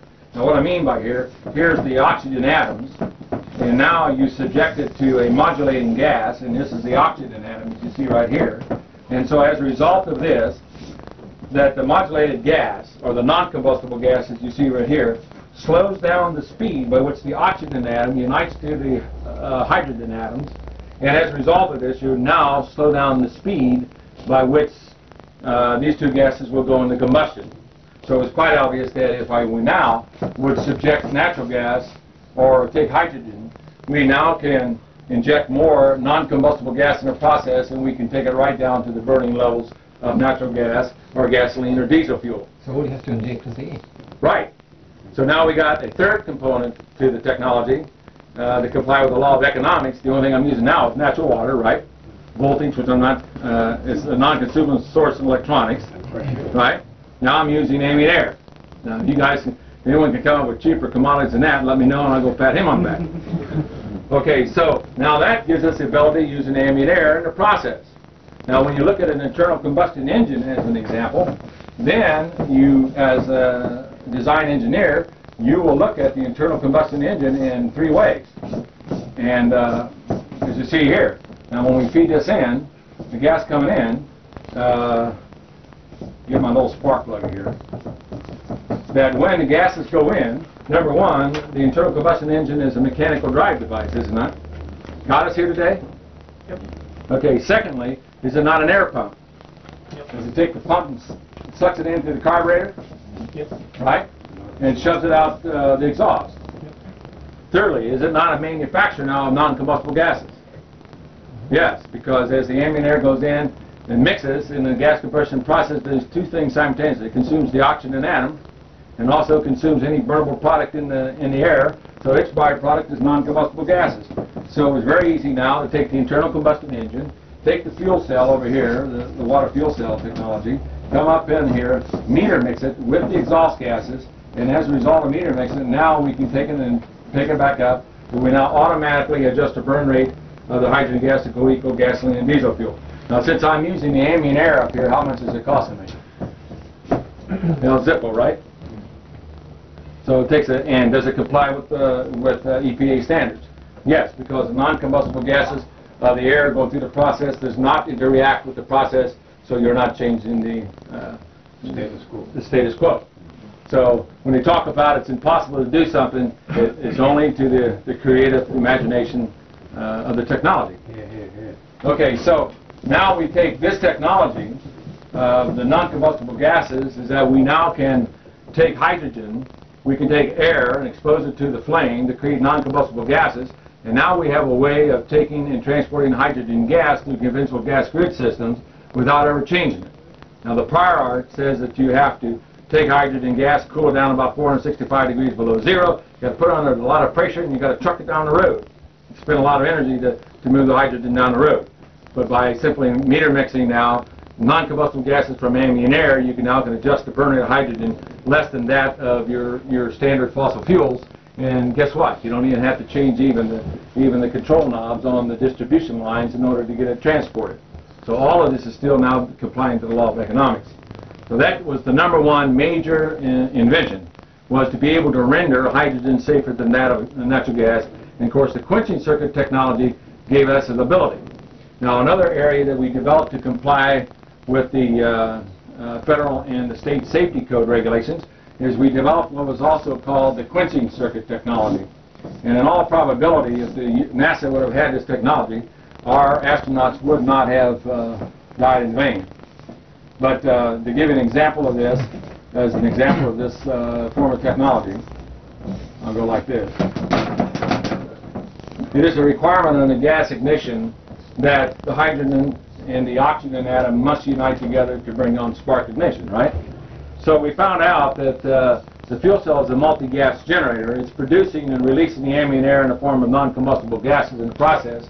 So we found out that if we pass it through a very narrow passageway, somewhere along the line, the non-combustible gases are going to separate the hydrogen and oxygen gases and come up with a no spark zone. So as a result of this, we now had developed a 100% fail-safe way of igniting the gas and maintaining it with a 100% anti-spark back device, irregardless of gas volume or pressure. And the simple technique was to use the non-combustible gases to give us the quenching effect inside. Now the materials we use in the quenching disc and supporting the high temperature flame was for like ceramic material, like aluminum. And ceramic materials generally go up to around 3,000 degrees before they start getting real soft and melt down. But we can support flames anywhere from 2,005 to 10 to 20,000 degrees and not melt the ceramic material, because the non-combustible gases not only prevent spark back into the system, but it also elevates and controls the speed by which the oxygen atom is now being released into the air under pressure. And as a result of this, the non-combustible gases acts as a cooling agent between the flame and the ceramic material, and it's actually cool to the touch. So that simple thing now gave us the abilities to comply with the Federal Highway Safety Code regulations. And of course that technology took us to the quenching tube, by which these small little passageways acts as the quenching element, and now you can pass the fuel through this quenching tube, and as a result you can shoot it with a tracer bullet or burn it with a lighter, and it will not spark back into the generator. That gave us the ability to retrofit now even to cars. What size are those holes? Right, well, there can be 15 to 25 thousandths. Okay, and if you want to mix it a little bit more, you now can add more non-combustible gases to it. So if you cycle more non-combustible gases with it, the holes can elongate even a little greater than that. Okay, so that gave us the abilities to retrofit the fuel cell to existing technology. But as we mentioned a little while back, now we have shown that voltage disassociates the water molecule. We show the circuitry, the abilities to restrict the amp level and allow voltage to take over, but we need to produce a lot of electrical power. Now, most of the electrical power plants are being propelled by coal or gas or what have you. We can use the water to do this. But there's cases now where we need higher energy yields.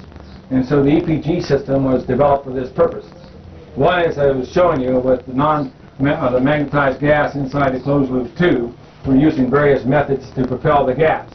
Now, in this particular case, we were talking about the electric motor driving the non-magnetic turbine wheel, which could be converted to wind power and what have you. If I wanted more power output of this generator, what would I do? Could I put another pickup coil here? Yep. And could I put another pickup coil here? So power output of the generator is determined by what? The amount of coils. Right, it's determined by, number one, the strength of the magnetic field, the velocity of that magnetic field, the number of turns per coil, and the number of coils, right? So all of these, do these not comply with the power factor of electrical power generation? The only thing I've done now is I have eliminated the opposing magnetic field problem, which was the greatest problem in electrical power generation. Now I'm a little tired of the non-magnetic tube, and so in some cases I now have put in an electromagnetic pump. And I come over here with an electronic pulser, and I now want to produce an electrical generator that has no mechanical moving parts to it. Now in this analysis, if my eraser was a magnet, and I would put the magnet close to the magnetic gas, would it lock onto the gas? Right. Yes. Yeah. All right, now, so if I move the permanent magnet, would I now move the gas? Yes. Yeah. So therefore, if I now take this coil and I energize this coil to produce an electromagnetic field, then I deflect this magnetic field in a vertical direction, would I not now move the gas? Yep. Where's the bearing? There ain't one. Where's contact brushes? Can I now either hook this up in series or parallel arrangement, come up with any power output I so desire? Yeah. What about the geometry of that system? Can you not refine that so that you were describing this in terms of a square? Oh yeah, sure. Yeah, but that's not the geometry of it in real terms. No. geometry in real terms, it is now going circular in spiral configuration. Were we talking about that last night? Acceleration, right. Acceleration. Yeah. Now, the key to it is, for example, if I had the electromagnetic pump here, and now I had the magnetic tube like this It around. becomes a coil. All right, now it comes the coil. Now, if let's take an analysis of this. Let's say that coming into this, this had a given magnetic field strength. Now, in electronics, if I would take a coil and I wrap this coil many turns, the more times I'd wrap it, the stronger the magnetic field would become, right? So if I had 1x magnetic field here, and I coiled this now, and let's say I coiled this 100 times, what's the magnetic field strength of this? It becomes exponential. All right, so therefore it's 100 times. All right, so I now start to wrap the coils around this circular pathway, this coil pathway, as you see here. Coil on a coil. Coil on a coil.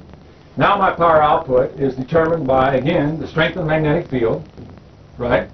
The velocity of the field. And what's my next equation? The number of wraps, right, of the coil, and the number of turns per coil. That gives you field strength. It gives me tremendous field strength. Okay, so here I'm using now an electromagnetic pump to produce the electrical energy. Now, when you get to EMF fields, there's a reason why this was developed this way, is because the next question is, I want to eliminate as much as possible Lenz's laws. Lenz's laws, okay? So the prior state of the art says here I have a coil, and I'm now moving the magnetic field through this coil, and I'm now moving it perpendicular to the coil. So I have tremendous opposition to moving that magnetic field, as he was pointing out, right? Well, now, can I move a magnetic field inside another magnetic field? Yes. And could I do it in a way that minimizes the amount of opposition? Coherent. Absolutely. Coherent. Yeah, because under this analysis, the magnetic fields are moving perpendicular, so you have opposition. But if I moved it through this way, I have a minimum amount of opposition in movement of the field, right? So when you develop an EMF field of a coil, which way does the EMF develop? At right angles to that. Yeah, it develops away from the coil. Yep. That's the EMF. So you take it with the coil now. Yeah, so now you got a situation that, Well, you change the whole law of the electronics. well, am I defining laws of physics? No, you're not, of course not. Yeah, okay. So here is the magnetic field of the gas. That's the gas, right? And this is the EMF field. So therefore, can I not pass this magnetic field through this magnetic field and have minimum amount of opposition, Of course. right? So when they say they cannot do it, it's the way that you look at it, the technology. So we've developed technology that's produced that effect, but that Yes. effect need not necessarily be like that as you prove. Yes. So therefore, I've eliminated or reduced Lenz's law down to minimum, because I'm moving this magnetic field inside another magnetic field, which gives me least amount of opposition. You're still getting the same pickup on the coils, though. Sure. Absolutely. So And the axis is a 0 point. Right. A theoretical the point. the center of anything is negligible force. Right.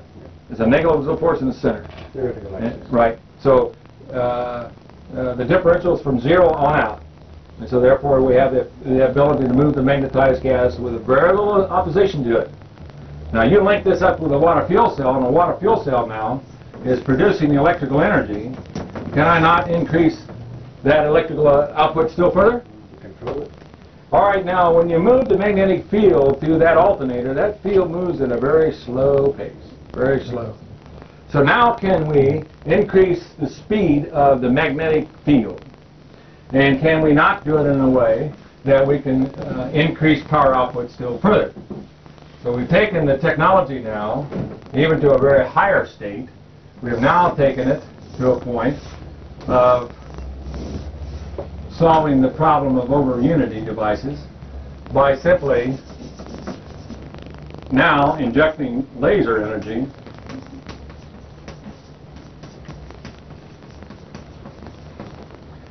input into the magnetized gas.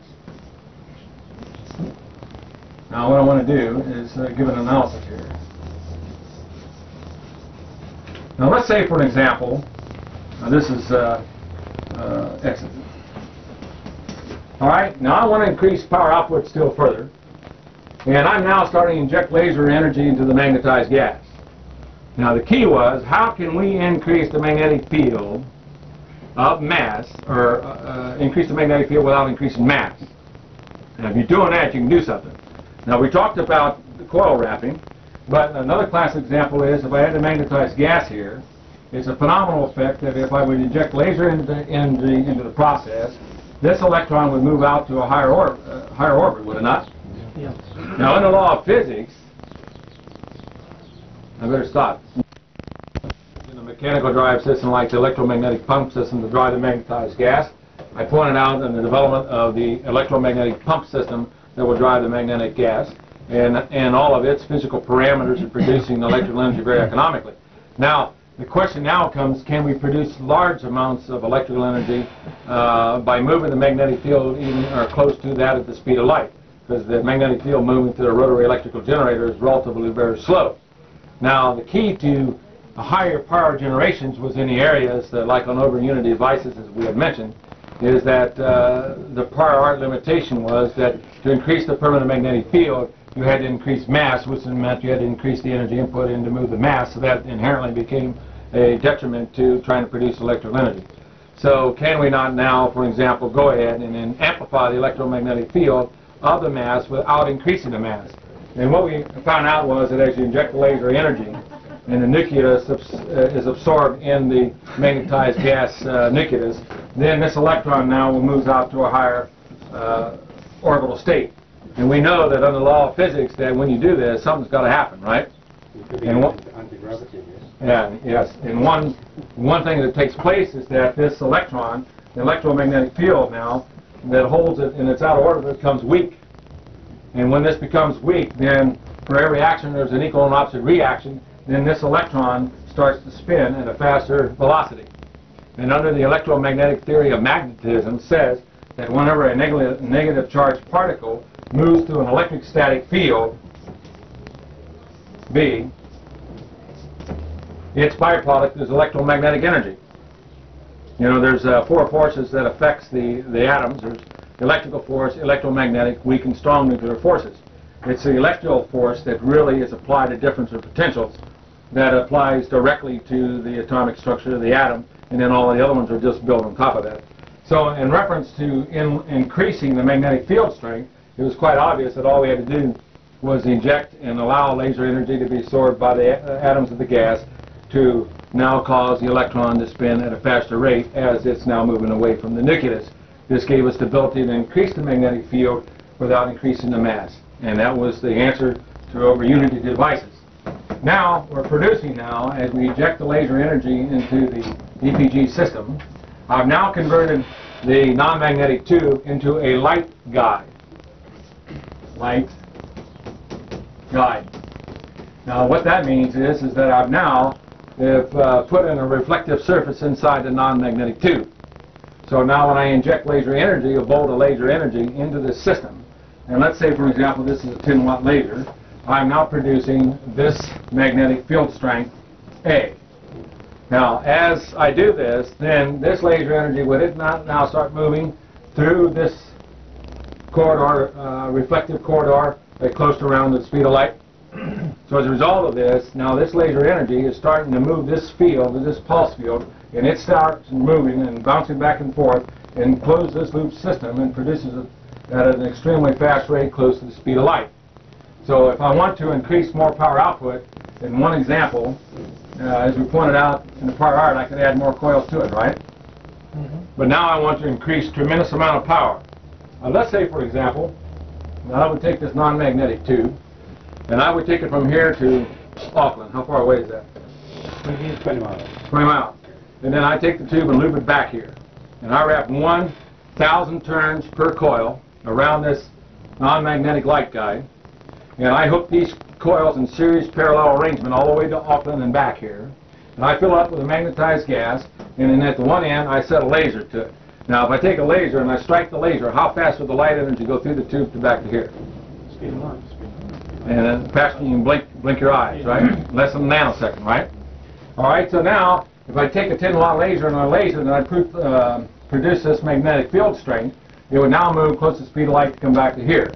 Now, when I get back to this point right here, I now laser it again, and I strike the laser again, and now I have an intensity of the field equivalent to B psi. And it now compounds itself and bounces around and gets back here again. I laser it the third time, and I produce a magnetic field 3 times in its intensity. Now imagine taking that laser, and I strike the laser 1,000 times, or let's say 1,000 times in a 10-watt laser. What would this magnetic field strength be equivalent to? Gain exponential. 1,000 times. Yeah, so it'd be 1,000 times greater than, 1,000 times from 10-watt laser.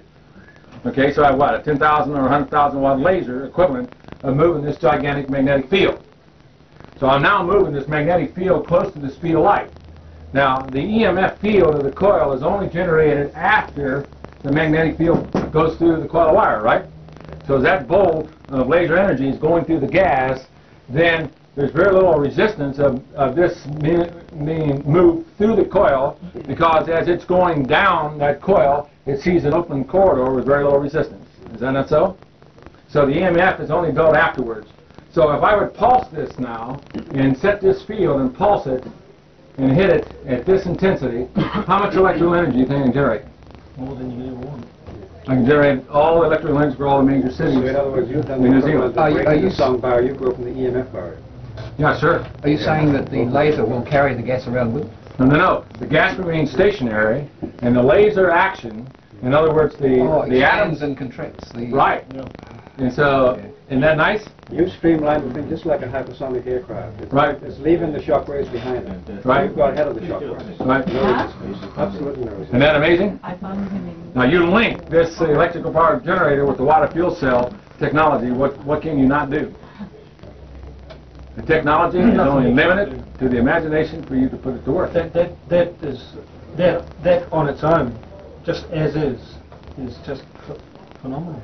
Yes, but you can't run the entire economy off of this power, because as I pointed out earlier, an electric motor cannot handle the workload of an internal combustion engine. And under the law of economics, we don't have time, for example, to change to electrical drive systems for cars. Detroit, for example, is not going to change their production line when Stan Meyer shows them how to take a $2.50 recycling tube, use the exhaust gases to adjust the burn rate of hydrogen gas to co-equal that of the fossil fuels, and run it off of water. So the law of economics dictates that this the direction will go. But the evolution of its development will continue this, because, as I was mentioning to several others during our break, that the main centralized power systems have turned out to be the wrong approach in order to provide power, like in the United States, because in the inter-period of time from the time the first power plant was developed, a lot of the copper wires or the electrical transmission lines are starting to crystallize. So we're starting to have breakdowns, the Brown effect occurring, or the electrical wires are now breaking down because of the high exposure of voltage, and they're crystallizing, and we don't have the copper to go ahead and replace those transmission lines, nor do we have the monies to be able to string the transmission lines. So one of the main philosophies now in the United States is to come up with a home power generation system. So we link this to the water fuel cell, and we're going to be releasing this unit, which will be the equivalent to half size of a hot water tank, about 18 inches in diameter, and its average power draw will be 220, 300 amp draw capacity. And link this up to the water fuel cell, then we have an unlimited power source, very economic. And the only thing I'm using here is a tube, a bunch of wires, in the gas. Now, I would not point out how to make the magnetized gas for an extremely long period of time, because when a scientist comes into my laboratory and says, if you can show me how to stabilize the magnetized gas to move temperatures, you're doing something. And he's right, because this will set on an evolution like you will not believe. Now, in chemistry, and linking up the atoms are always under a natural state in order to link up the atoms to covalent link up. Now, there are a lot of ways of doing it. Now, there's 3 atoms that exist in nature that exhibits electromagnetic fields. There are iron ions, and there are nickel ions, and there are cobalt ions. And the key to the link up was to come up with a gas lattice that would stabilize at room temperature and amplify the electromagnetic field. So one of the techniques, this is not the only technique, but this is the technique that I'll relate.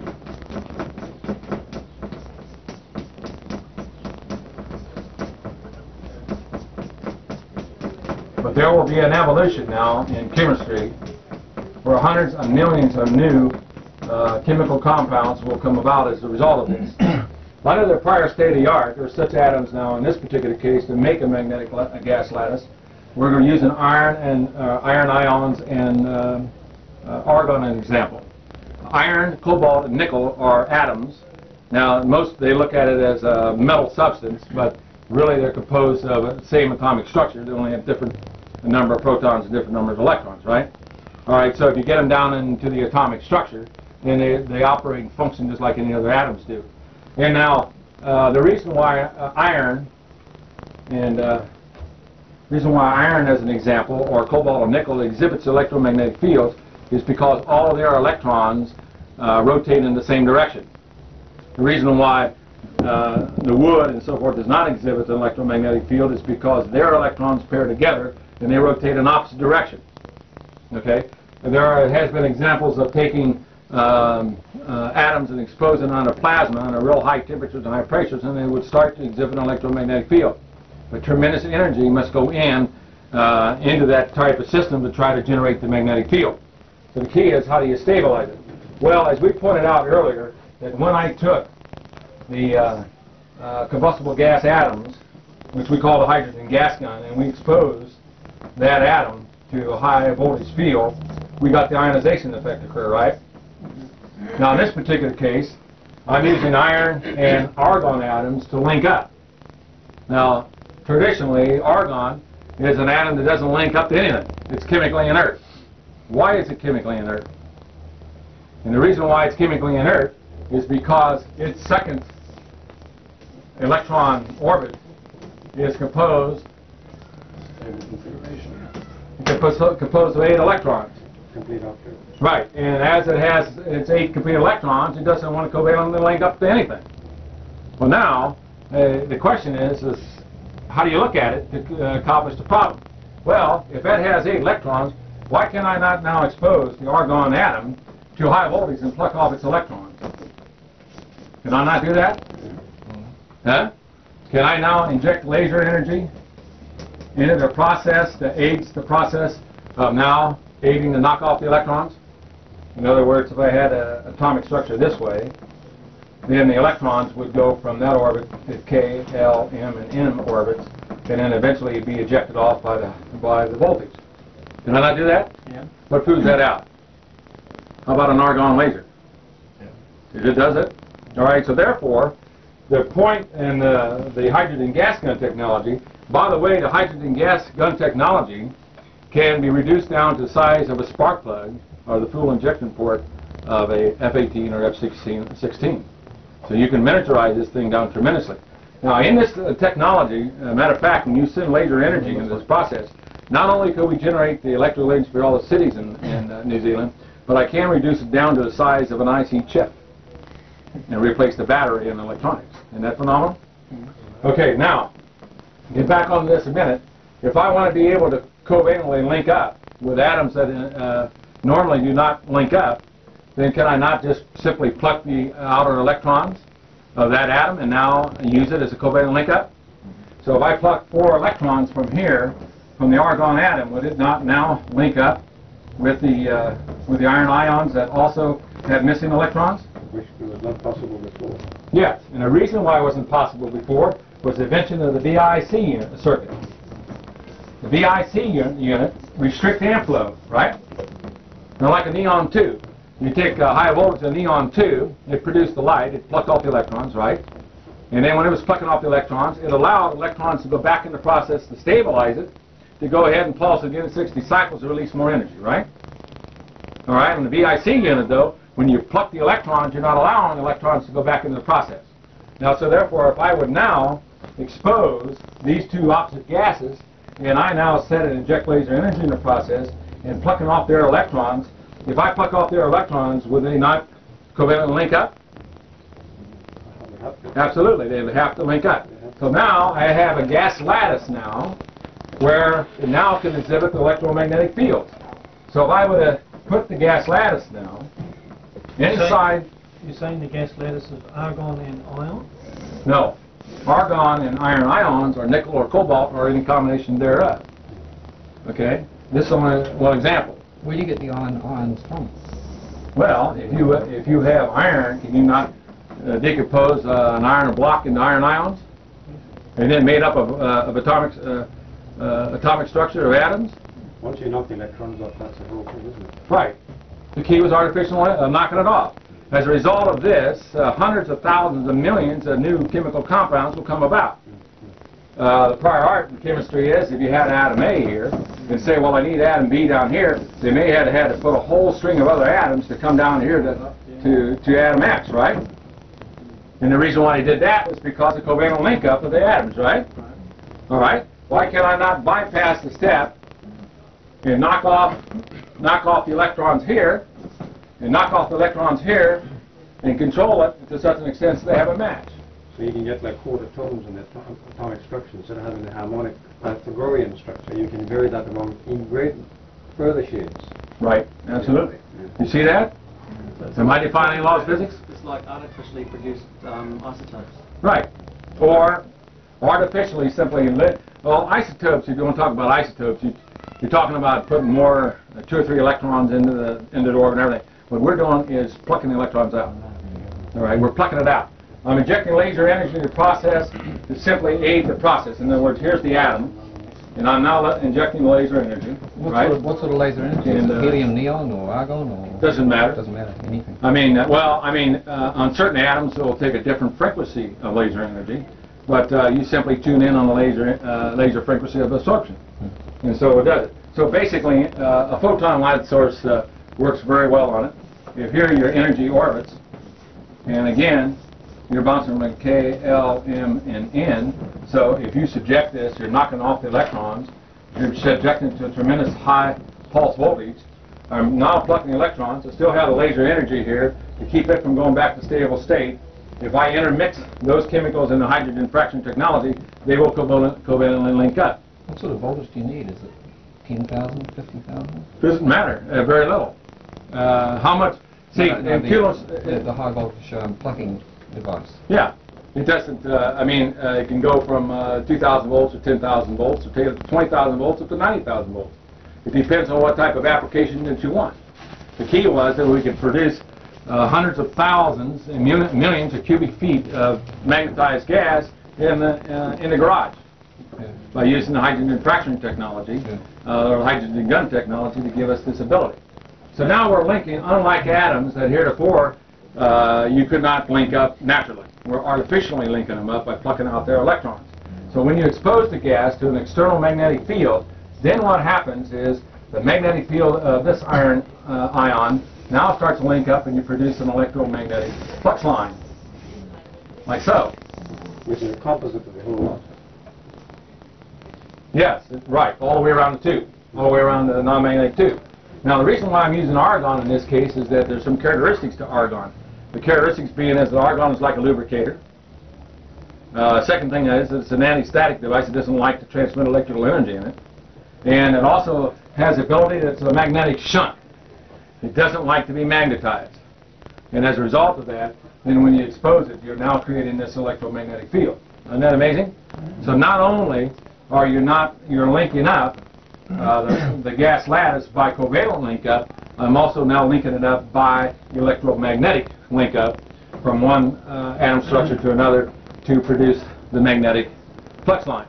So it's quite obvious now that if I would now take this and I would expose it to the electromagnetic field moving through the pickup coil, would I not generate electrical energy? By the way, Stan, you'll be making superconductors totally obsolete, won't you? Yes. Totally obsolete. Yes. Yes. Superconductor is basically on trying to transmit electrical power without, least resistance on it. Okay, so that's the basic principle of why the EPG system works. Any questions? I'm still confused about the ions. How you manufacture them? Well, if you go back in the many years ago, 20, 30, 34 years ago, or in the 40s, 30s and the 40s, they were using ion generators to generate ions from many different metals, even including iron and cobalt and nickel. So. Oh, you mean like an ion generator, a negative ion generator? Sure. And you take your metals and you decompose it into the atomic structure. There's a lot of ways of doing it, but there's too many hours to describe the apparatus. What makes it a magnetic gas? Why would it be magnetic, not... Well, because I'm using atoms that all of their electrons spin in the same direction.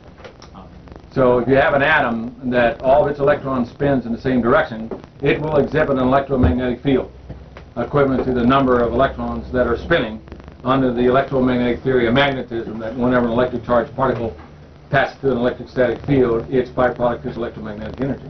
But iron by itself is not permanently magnetized, is it? Steel is, but iron wouldn't be. Yeah. So why is iron not steel? Well, then, the other way around. And why would that not be the same thing as just normal iron? Well, say that again now. Well, iron, soft iron, is not Right. magnetic in itself, is it? Not Yeah. permanently magnetized. True. But steel is. Yeah. So why is that? You've got iron there. Why is it not? Why would Well, the reason why that would, well, as I said, now I'm giving you the example. And I said any combination thereof. You can take any combination of structures to do it. Now, when you talk about creating the electromagnetic fields and you're coming up with the combinations, you can take the combinations and mix it and expose it in the same process. The reason for that strictly is why it's holding the magnetic field. It's because it's allowing the electromagnetic spin to not pair together. All right. So in this particular case, the argon atoms are all pairing together and they're spinning in opposite direction. But it will stabilize to allow these electrons to spin in the same direction. But you can take any combination of any of the ion structures and put them together to create and enhance the electromagnetic field. You could use neodymium iron boron, for example, Sure. which is a very, very strong magnet Right. material. Exactly the same thing. And that's permanent. Right. It remains permanent. You get permanent. Right. Right. You can use all the state-of-the-art Remains. of what they're using today to enhance and stabilize that magnetic field. The real point being is that once you do this, you're not going to inject the laser energy into amplify that electromagnetic field. So you're not restricted to just one. I'm giving this as an example of the approach. If I went to a more complicated, it may be a little bit more harder to understand. Okay, so that's the basis of the EPG system technology. Now we also have some advanced technology which we're not bringing out at the present time, and that's also in the atomic reduction process. So this technology has led us to alter the state of the atoms, that we can reduce the structure of the atom downward and then covalently link it up with unlike atoms again. So it's opening the doors in areas of... You can do anything literally with matter now. Yeah. You So can basically, transmute. transmutation is a fait accompli. Well, Well, to an extent. Well, yeah. Again, it's only subject to limitation, to actually put it to work. So the real key is communicating what we have done and why we're doing it. Because we're going to be faced with a very critical worldwide problem, I feel. If the Mideast, as I pointed out earlier, erupts into war, then there's a possibility that oil is going to be contaminated. If it's contaminated, we better start moving in one accord. Otherwise, the economies of not only New Zealand and other countries are going to be destroyed very quickly. But we have a way of doing it. And the way that we must accomplish it is to sit down there and decentralize the production of the system and decentralize it in installation and set it up as an independent business entities. And that's the vehicle which the Lord has shown me to do it very successfully in the United States, and we are doing this at the present time. Well, we're ready to do That's it. it. Is anybody else who would like to take the floor and add anything Or ask any questions, or... anything? Well, here, obviously. Here. Anybody's floor is open for any questions. What's your purpose for coming here? Well, the Lord pulled me away from the project and said to go to New Zealand. He knows you started to see And so I started asking some questions, and I'm finding out that New Zealand's importing about 50% of their oil into this country. So you're much like we are. We import 60% of oil to maintain our economy. If that oil is cut off, tomorrow you die, and we die. So the area is to communicate. I've been going to many countries all over the world, communicating and talking about the technology, and to say, hey, there's an answer. Because what we're talking about today, if it complies to the law of economics, and it complies to the KISS method, keep it simple, stupid, and it gives us an answer to the energy problem, then put this technology in the wrong hands, like the mafia, or to the Arabs, or any other hostile foreign country. Then those countries that would be blocked with this technology would be destroyed economically very, very quickly. And those countries that would have access to this technology could be prospered very quickly. So it's paramount. Unfortunately, there are those who seek to destroy. and very few seek to build and to maintain. So I have imparted now all of this knowledge and wisdom, and now you have a great responsibility. As I had a responsibility in developing the technology under the final authority word of God and bringing it to this state, now I'm communicating to you. Now we can invent and develop this technology, show you in fact we have an answer to the energy problem, but in the final equation, it's going to be coming down to you guys whether or not it's going to get in. So I don't know the laws in New Zealand. I don't know the people in New Zealand. I don't know their philosophy. I don't know the enemies against New Zealand. But I do know that as the time goes, you're going to have to need this answer, just like the other countries. And we've got to be able to somehow move in one accord to bring it about. And if we don't do it, don't rely on the government to do it, of any nation, and don't rely on any international corporations to do it, because they're not going to do it. It's going to come down to you and I, and the guy down the street that says, hey, we're going to pick up the challenge and pick up the ball and go. And if we don't do it, well then the work has been in vain. Go ahead and do it. I mean, you've got patents on it. Are you looking for... Yeah, what I'm starting to do now is to start the vehicle capable of doing it. Now, if I can develop the technology or the equipment, we are now in the Product Development Center in Worcester Courthouse, Ohio, and by which we take our tech base and we're now designing retrofit energy systems. Okay, that technology, as it goes forward now, Ulf has here, what we're doing now, I'm starting to set up a congressional report, and we're starting to set up an area now by which we're going to bring the people of the world together and say, gentlemen, we've got a problem to solve. Bring the experts in, like the Project Manhattan style, project. Come in one accord and say, what are your energy needs? What do you need? We're going to house the engineers that's strictly going to be assigned for one particular area, like home heating system or the home electrical power generation system. This area here deals with military retrofit to the aviation industries here. So as we provide this knowledge, then we must organize people in New Zealand to go ahead and to say, hey, they have the facilities, they have the equipment, they have the plastic mold injection devices. Get a hold of the people that can produce the electronic circuit boards or the individuals to make the printed circuit boards or whatever it's needed to make the system. We'll provide the technology, we'll provide the engineering skills, but you're going to have to put it together. And that's what we're after, is to mobilize... no problem. You provide what you just said and we'll do it. Yeah, well that's the key, because no one man can do it. I cannot do it. There's only so many hours in a day. And do you have any cautions about how to avoid coming unstuck or whatever, and getting set up to, from what you've come across with other people doing? Say that again now. Any advice on the particular way to set up or the way not to set up to sort of go? Not incorporate. You can tell me about the... not to. The key is that it has to be an independent business entity, not to incorporate. Corporations are geared for takeover. You can take over any corporation in the world, and they can control you very much. The reason why I'm very successful is, number one, I never incorporated. I'm a proprietor, and I operate under what's called the grandfather's clauses. And because I operate on the grandfather's clause, they cannot shut me down or regulate me to a point that I cannot bring the technology out.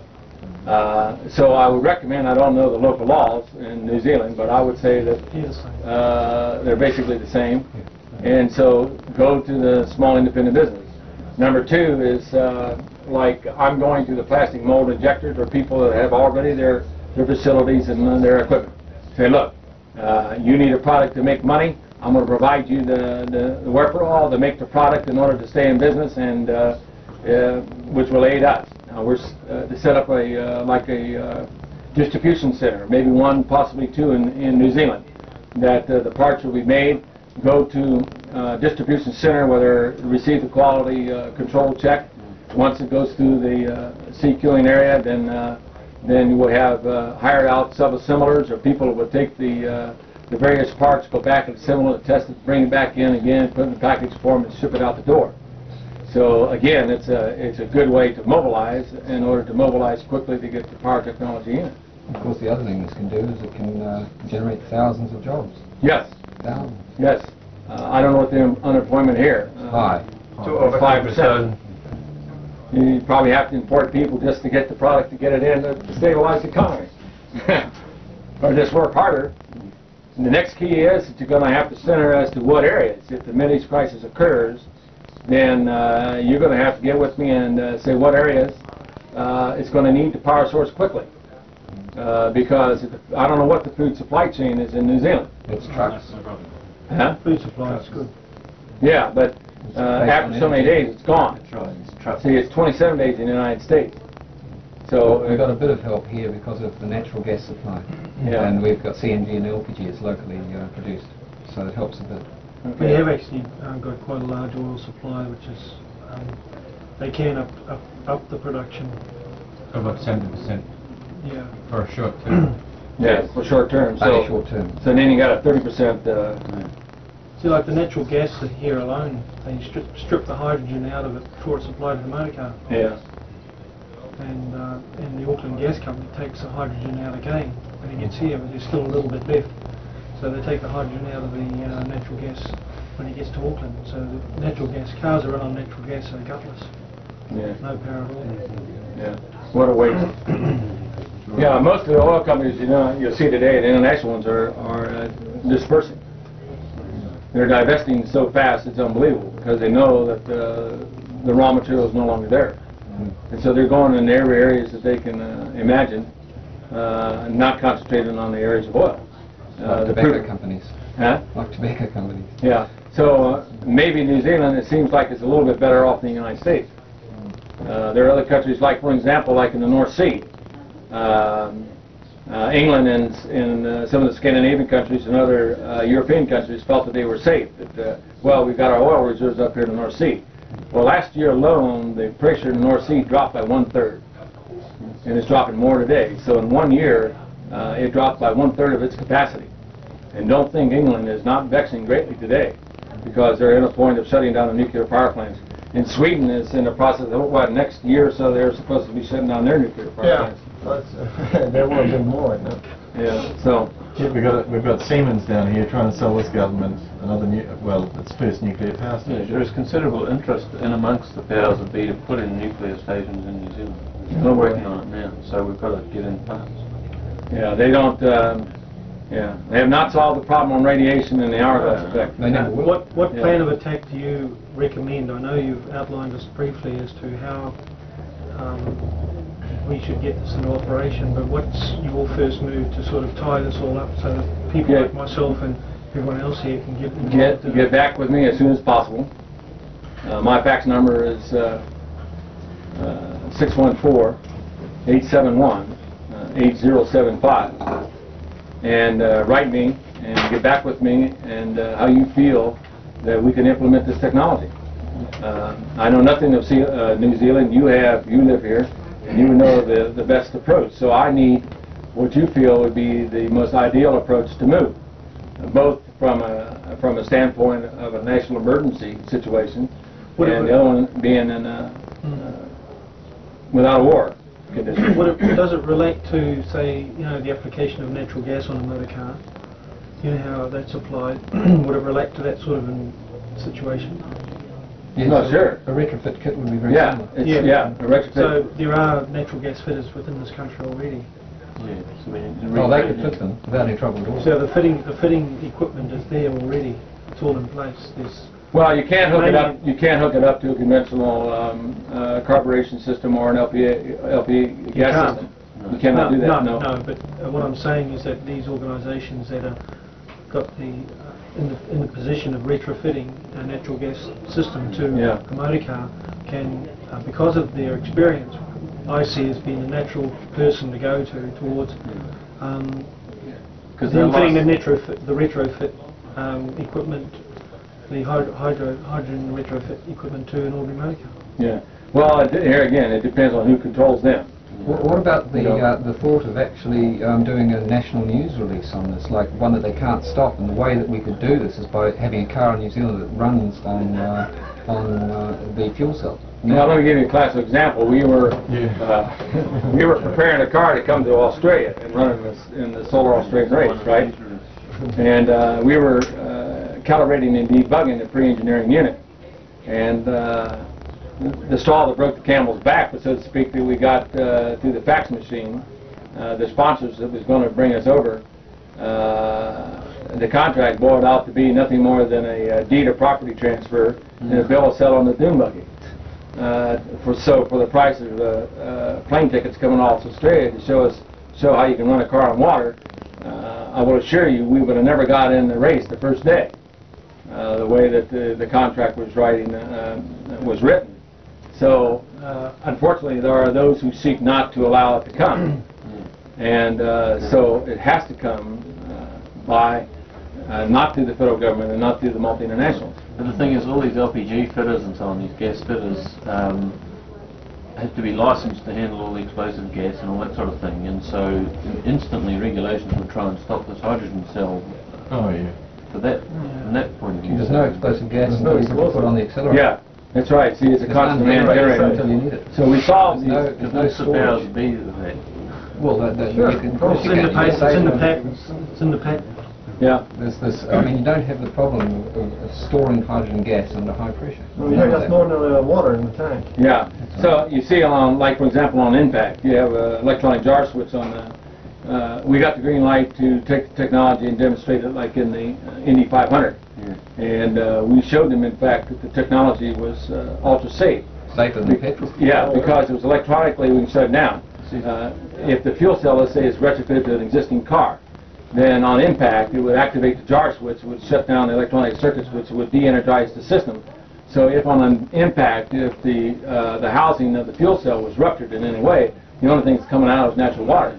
Well, the things that would sort of help us is maybe some copies of some of your go-ahead literature that has been approved in other places, so we can say, look, you know, Oh yeah, sure. this work's already been done. All of this would be provided.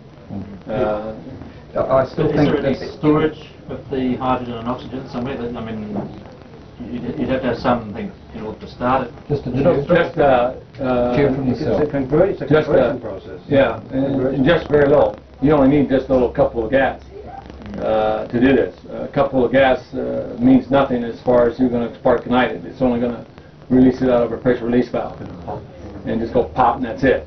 So I've been designing. So how do you start the engine? In the conventional way with the battery and a... You touch the engine and leave it exactly as it is. You don't change the spark plugs. You change nothing on it. To retrofit to an existing car, all you do is pull off the gas tank. You put the fuel cell in place of it. You run your spark arrestor gas line from the fuel cell up to the front of the car. You hook it to a hydrogen injector system, and then you take one electrical lead, hook it to the battery of your car. You fill it up with water, turn the ignition on, start it, and run down the road. Would you say that your case so far? Sorry, have you finished? One other area You is that mentioned the hydrogen injector. What's that? Is that something you produce, or It's produced on demand all the time. On demand. they're already available? yes, it's already available. So It works on vacuum, I suppose. The demand process, testing the vacuum in the inlet manifold all the time. So when you open your accelerator, the vacuum increases, and so therefore, when you open your butterfly and say your vacuum increases, it senses that you require more. Now we developed, if you see the pamphlet that I have on the dune buggy, look at the electronic control system up on the dashboard. That's referred to as your GMS unit, or gas management system. And there's some unusual characteristics. What happened in the prior state of the art in running a car on hydrogen is they tried to go to a hybrid system, trying to take the technology that they have used in running gasoline and saying, well, let's try to see if we can run the car on hydrogen. And hydrogen has totally different operational characteristics, and so it was a requirement that a full and complete new design approach would have to be in order to allow the hydrogen to run very efficiently. And so the gas management system was developed to take care, and specifically it was designed around handling the hydrogen gas, because hydrogen, as an example, not only releases energy almost 3 times more than that of gasoline, but it also moves 3 times, the atoms moves 3 times faster than air. So hydrogen has a very narrow window of combustion, and so it was a requirement that this narrow window of combustion would be maintained regardless of the RPM of the engine. Whereas in the prior state of the art, they simply peaked the operation of the carburetor around 60 miles per hour, and then as you go lower or higher, then the fuel mixture would change. So it became tremendously important for us to design the engineering retrofit to around the characteristic of the hydrogen atom to allow that engine to run very uniformly. Another limitation to the technology was they were trying, for example, to take hydrogen and put water down in the injection. That was mixing liquid with hydrogen, which became a very radical form of operations. In other words, the vehicle had to run at very high RPMs and had erratic starting conditions. So we've eliminated all of the prior art difficulties in running hydrogen. So when we run the car and demonstrate it, and you will get news to this as we bring this out, we'll show that in fact we have the engineering design retrofit solved in order to run that engine very, very smoothly.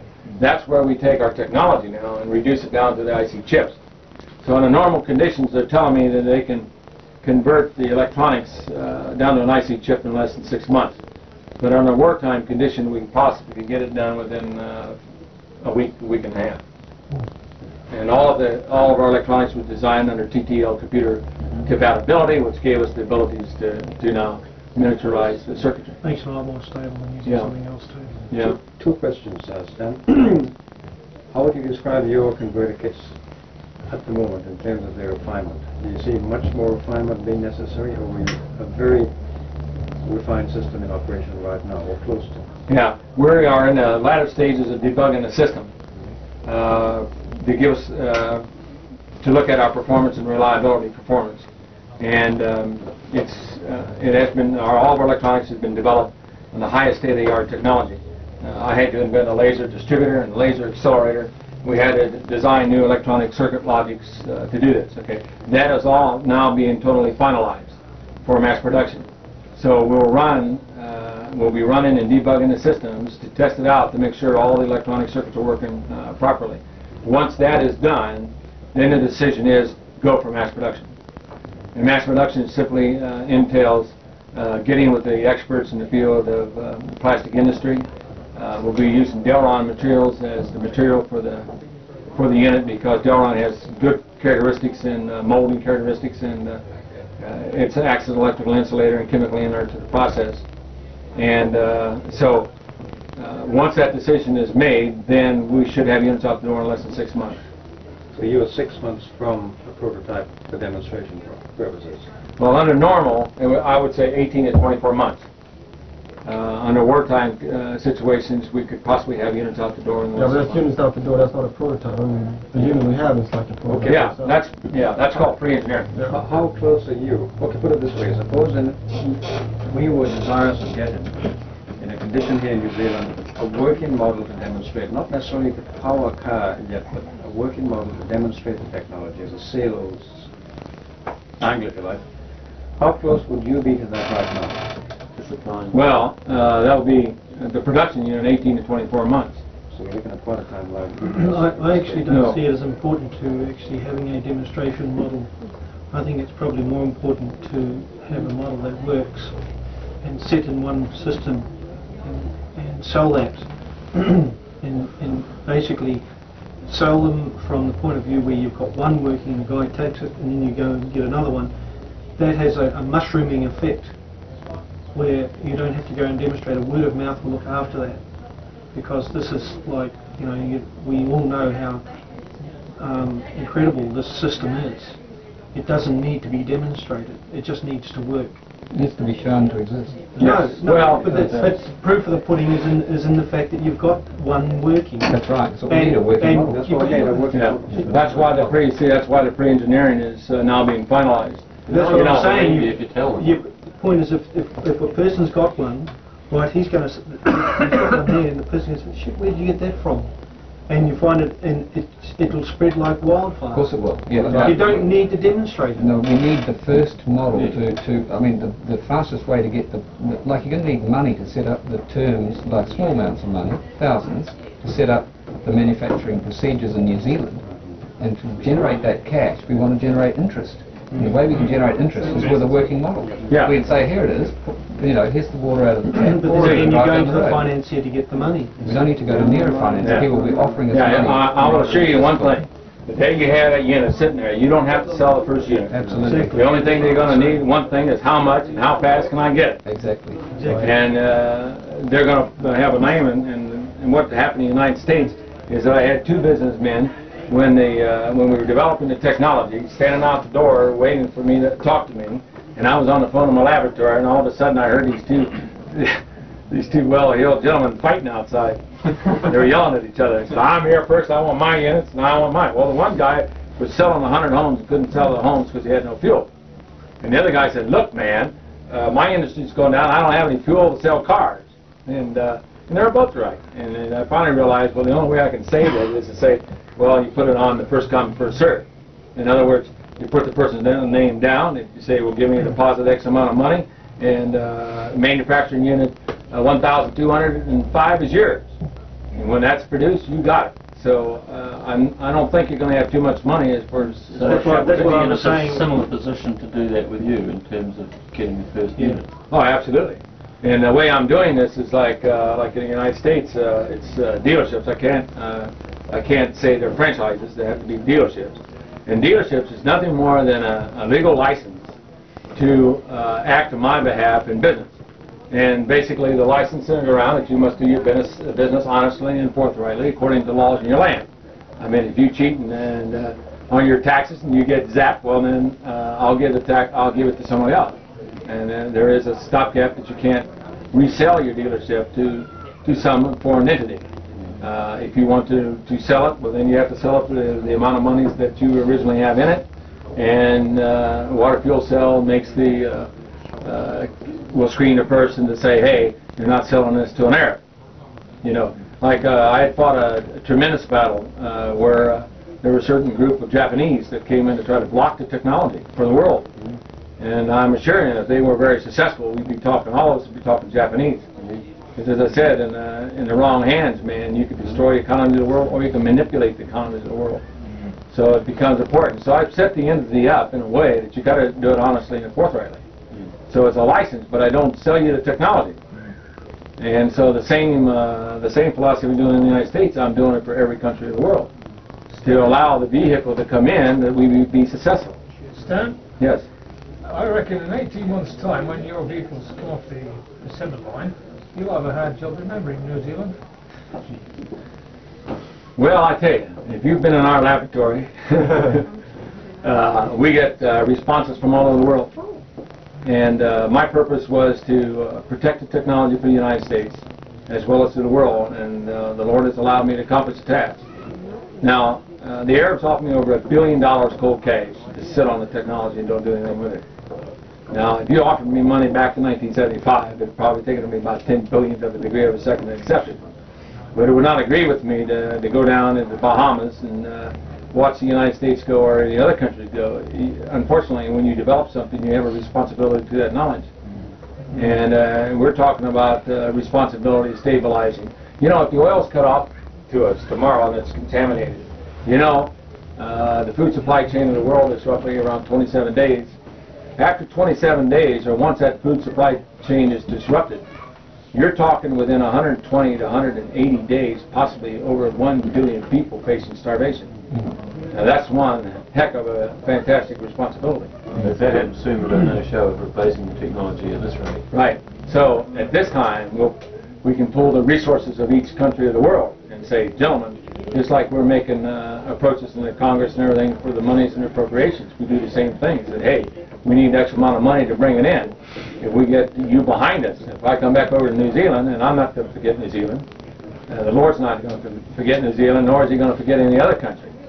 And so I believe it's going to be we're a conference if we're going to come together and say this is what we need to do. So we need to get ourselves on your list and figure out how much money we need to raise to get those. Yes, and right. And then I'll send you the information on the dealerships and things like that. Maybe we should also manufacture them under license here. Yes. Well, the key is yes. And what we're doing is, for example, is designing master molds. And once the master molds are debugged, okay, that they're operating properly, then all we do is make copies of the master molds. And we send you copy molds, or I'll send you the drawings. and go to a machinist and say, make that exactly according to the specs. You see what I'm saying? That's what we'd like to be doing soon, because we can start exploring all those avenues before anything comes off your production line. Yeah. Well, yes, and that's what I need, because we're almost finalized with our work. Once that car's up and running, it's going to run continuously. We've designed it in a way for tremendous high performance and high performance reliability. The laser distributor, laser accelerator, its minimal operation hours is 100,000 hours. So when you talk about conventional electronics, we got electronic circuits that's been working for 23 to 40 some years without a malfunctioning. So we have high reliability systems approach. I think that's the way we want to go. Yeah. Is setting up the manufacturing straight away as soon as possible. Yeah. How long do you anticipate being in New Zealand for currently, Stanley? Well, I think we'll be here maybe another 2 to 3 weeks. Hopefully see some of the sites. Yeah. Sites to see. Yeah.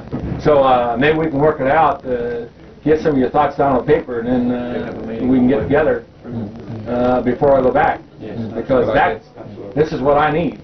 What I would like to suggest now, if I could, not to close the meeting up or anything, but to make sure we do it, since we've all more or less have an idea of what's happening here, and it's interesting to see Stan has echoed so many things we opened the discussion with about decentralization, the money system, etc., is whether we can get a commitment towards a group of people right now, today, who are willing to take this further to the stage of committing to form an association.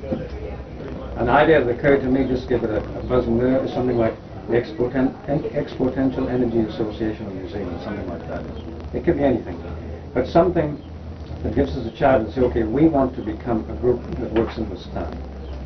I move that motion now. Does anybody would like to second it? Why don't we call it Water Fuel Cell New Zealand? Yeah, that's right. That's all we call it, Water Fuel Cell New Zealand. And just this, follow Stan's lead. The name is irrelevant. All we want now is a commitment. Do we want to move, that we start to bind ourselves together? Yes, absolutely. Most definitely. Fantastic. All those who say aye? Aye. So praise the Lord. We have passed the motion and we'll form the committee. Members all commit. Have you got any travel plans worked out yet? Can we figure out a date to maybe set a business meeting up? Yeah. On your way back through, What I'm going to try to do is try to get some of the the dealership manuals here. before you leave? Yes. Oh, right. Yeah. Well, what about the technical manuals of what you're doing? Or we can send that to you later. No, we'll send that to you later. There's some of the technology that I'm still clearing, and once I get it cleared. Is there any help for one of us to come over and see you at Ohio? At this stage of the game, no. Allow us to go on and finish our work and complete our paperwork. And once that's done, then we talk, and we get together. And then I would say come, and then we'll sit down and discuss it. I love the fax machine. Yeah, that's great, isn't it? I've got one at home. Yeah, so if you got them, then we'll start faxing. That to me is the fastest and easy way to start to coordinate. We best start working here and let you get on with your business back here. Yeah. To start to explore structures and problems. And I still think that the initial problems we talked about, let's not be naive, I still think the initial problems we talked about will have to be addressed. That is that we're going to come up against a lot of opposition. The steps to remedy that will have to be looked at. Government lobbying, etc. That will all have to form part of the discussion. On behalf of everyone, Stan, I thank you very much for giving us this opportunity. Yes. Thank you.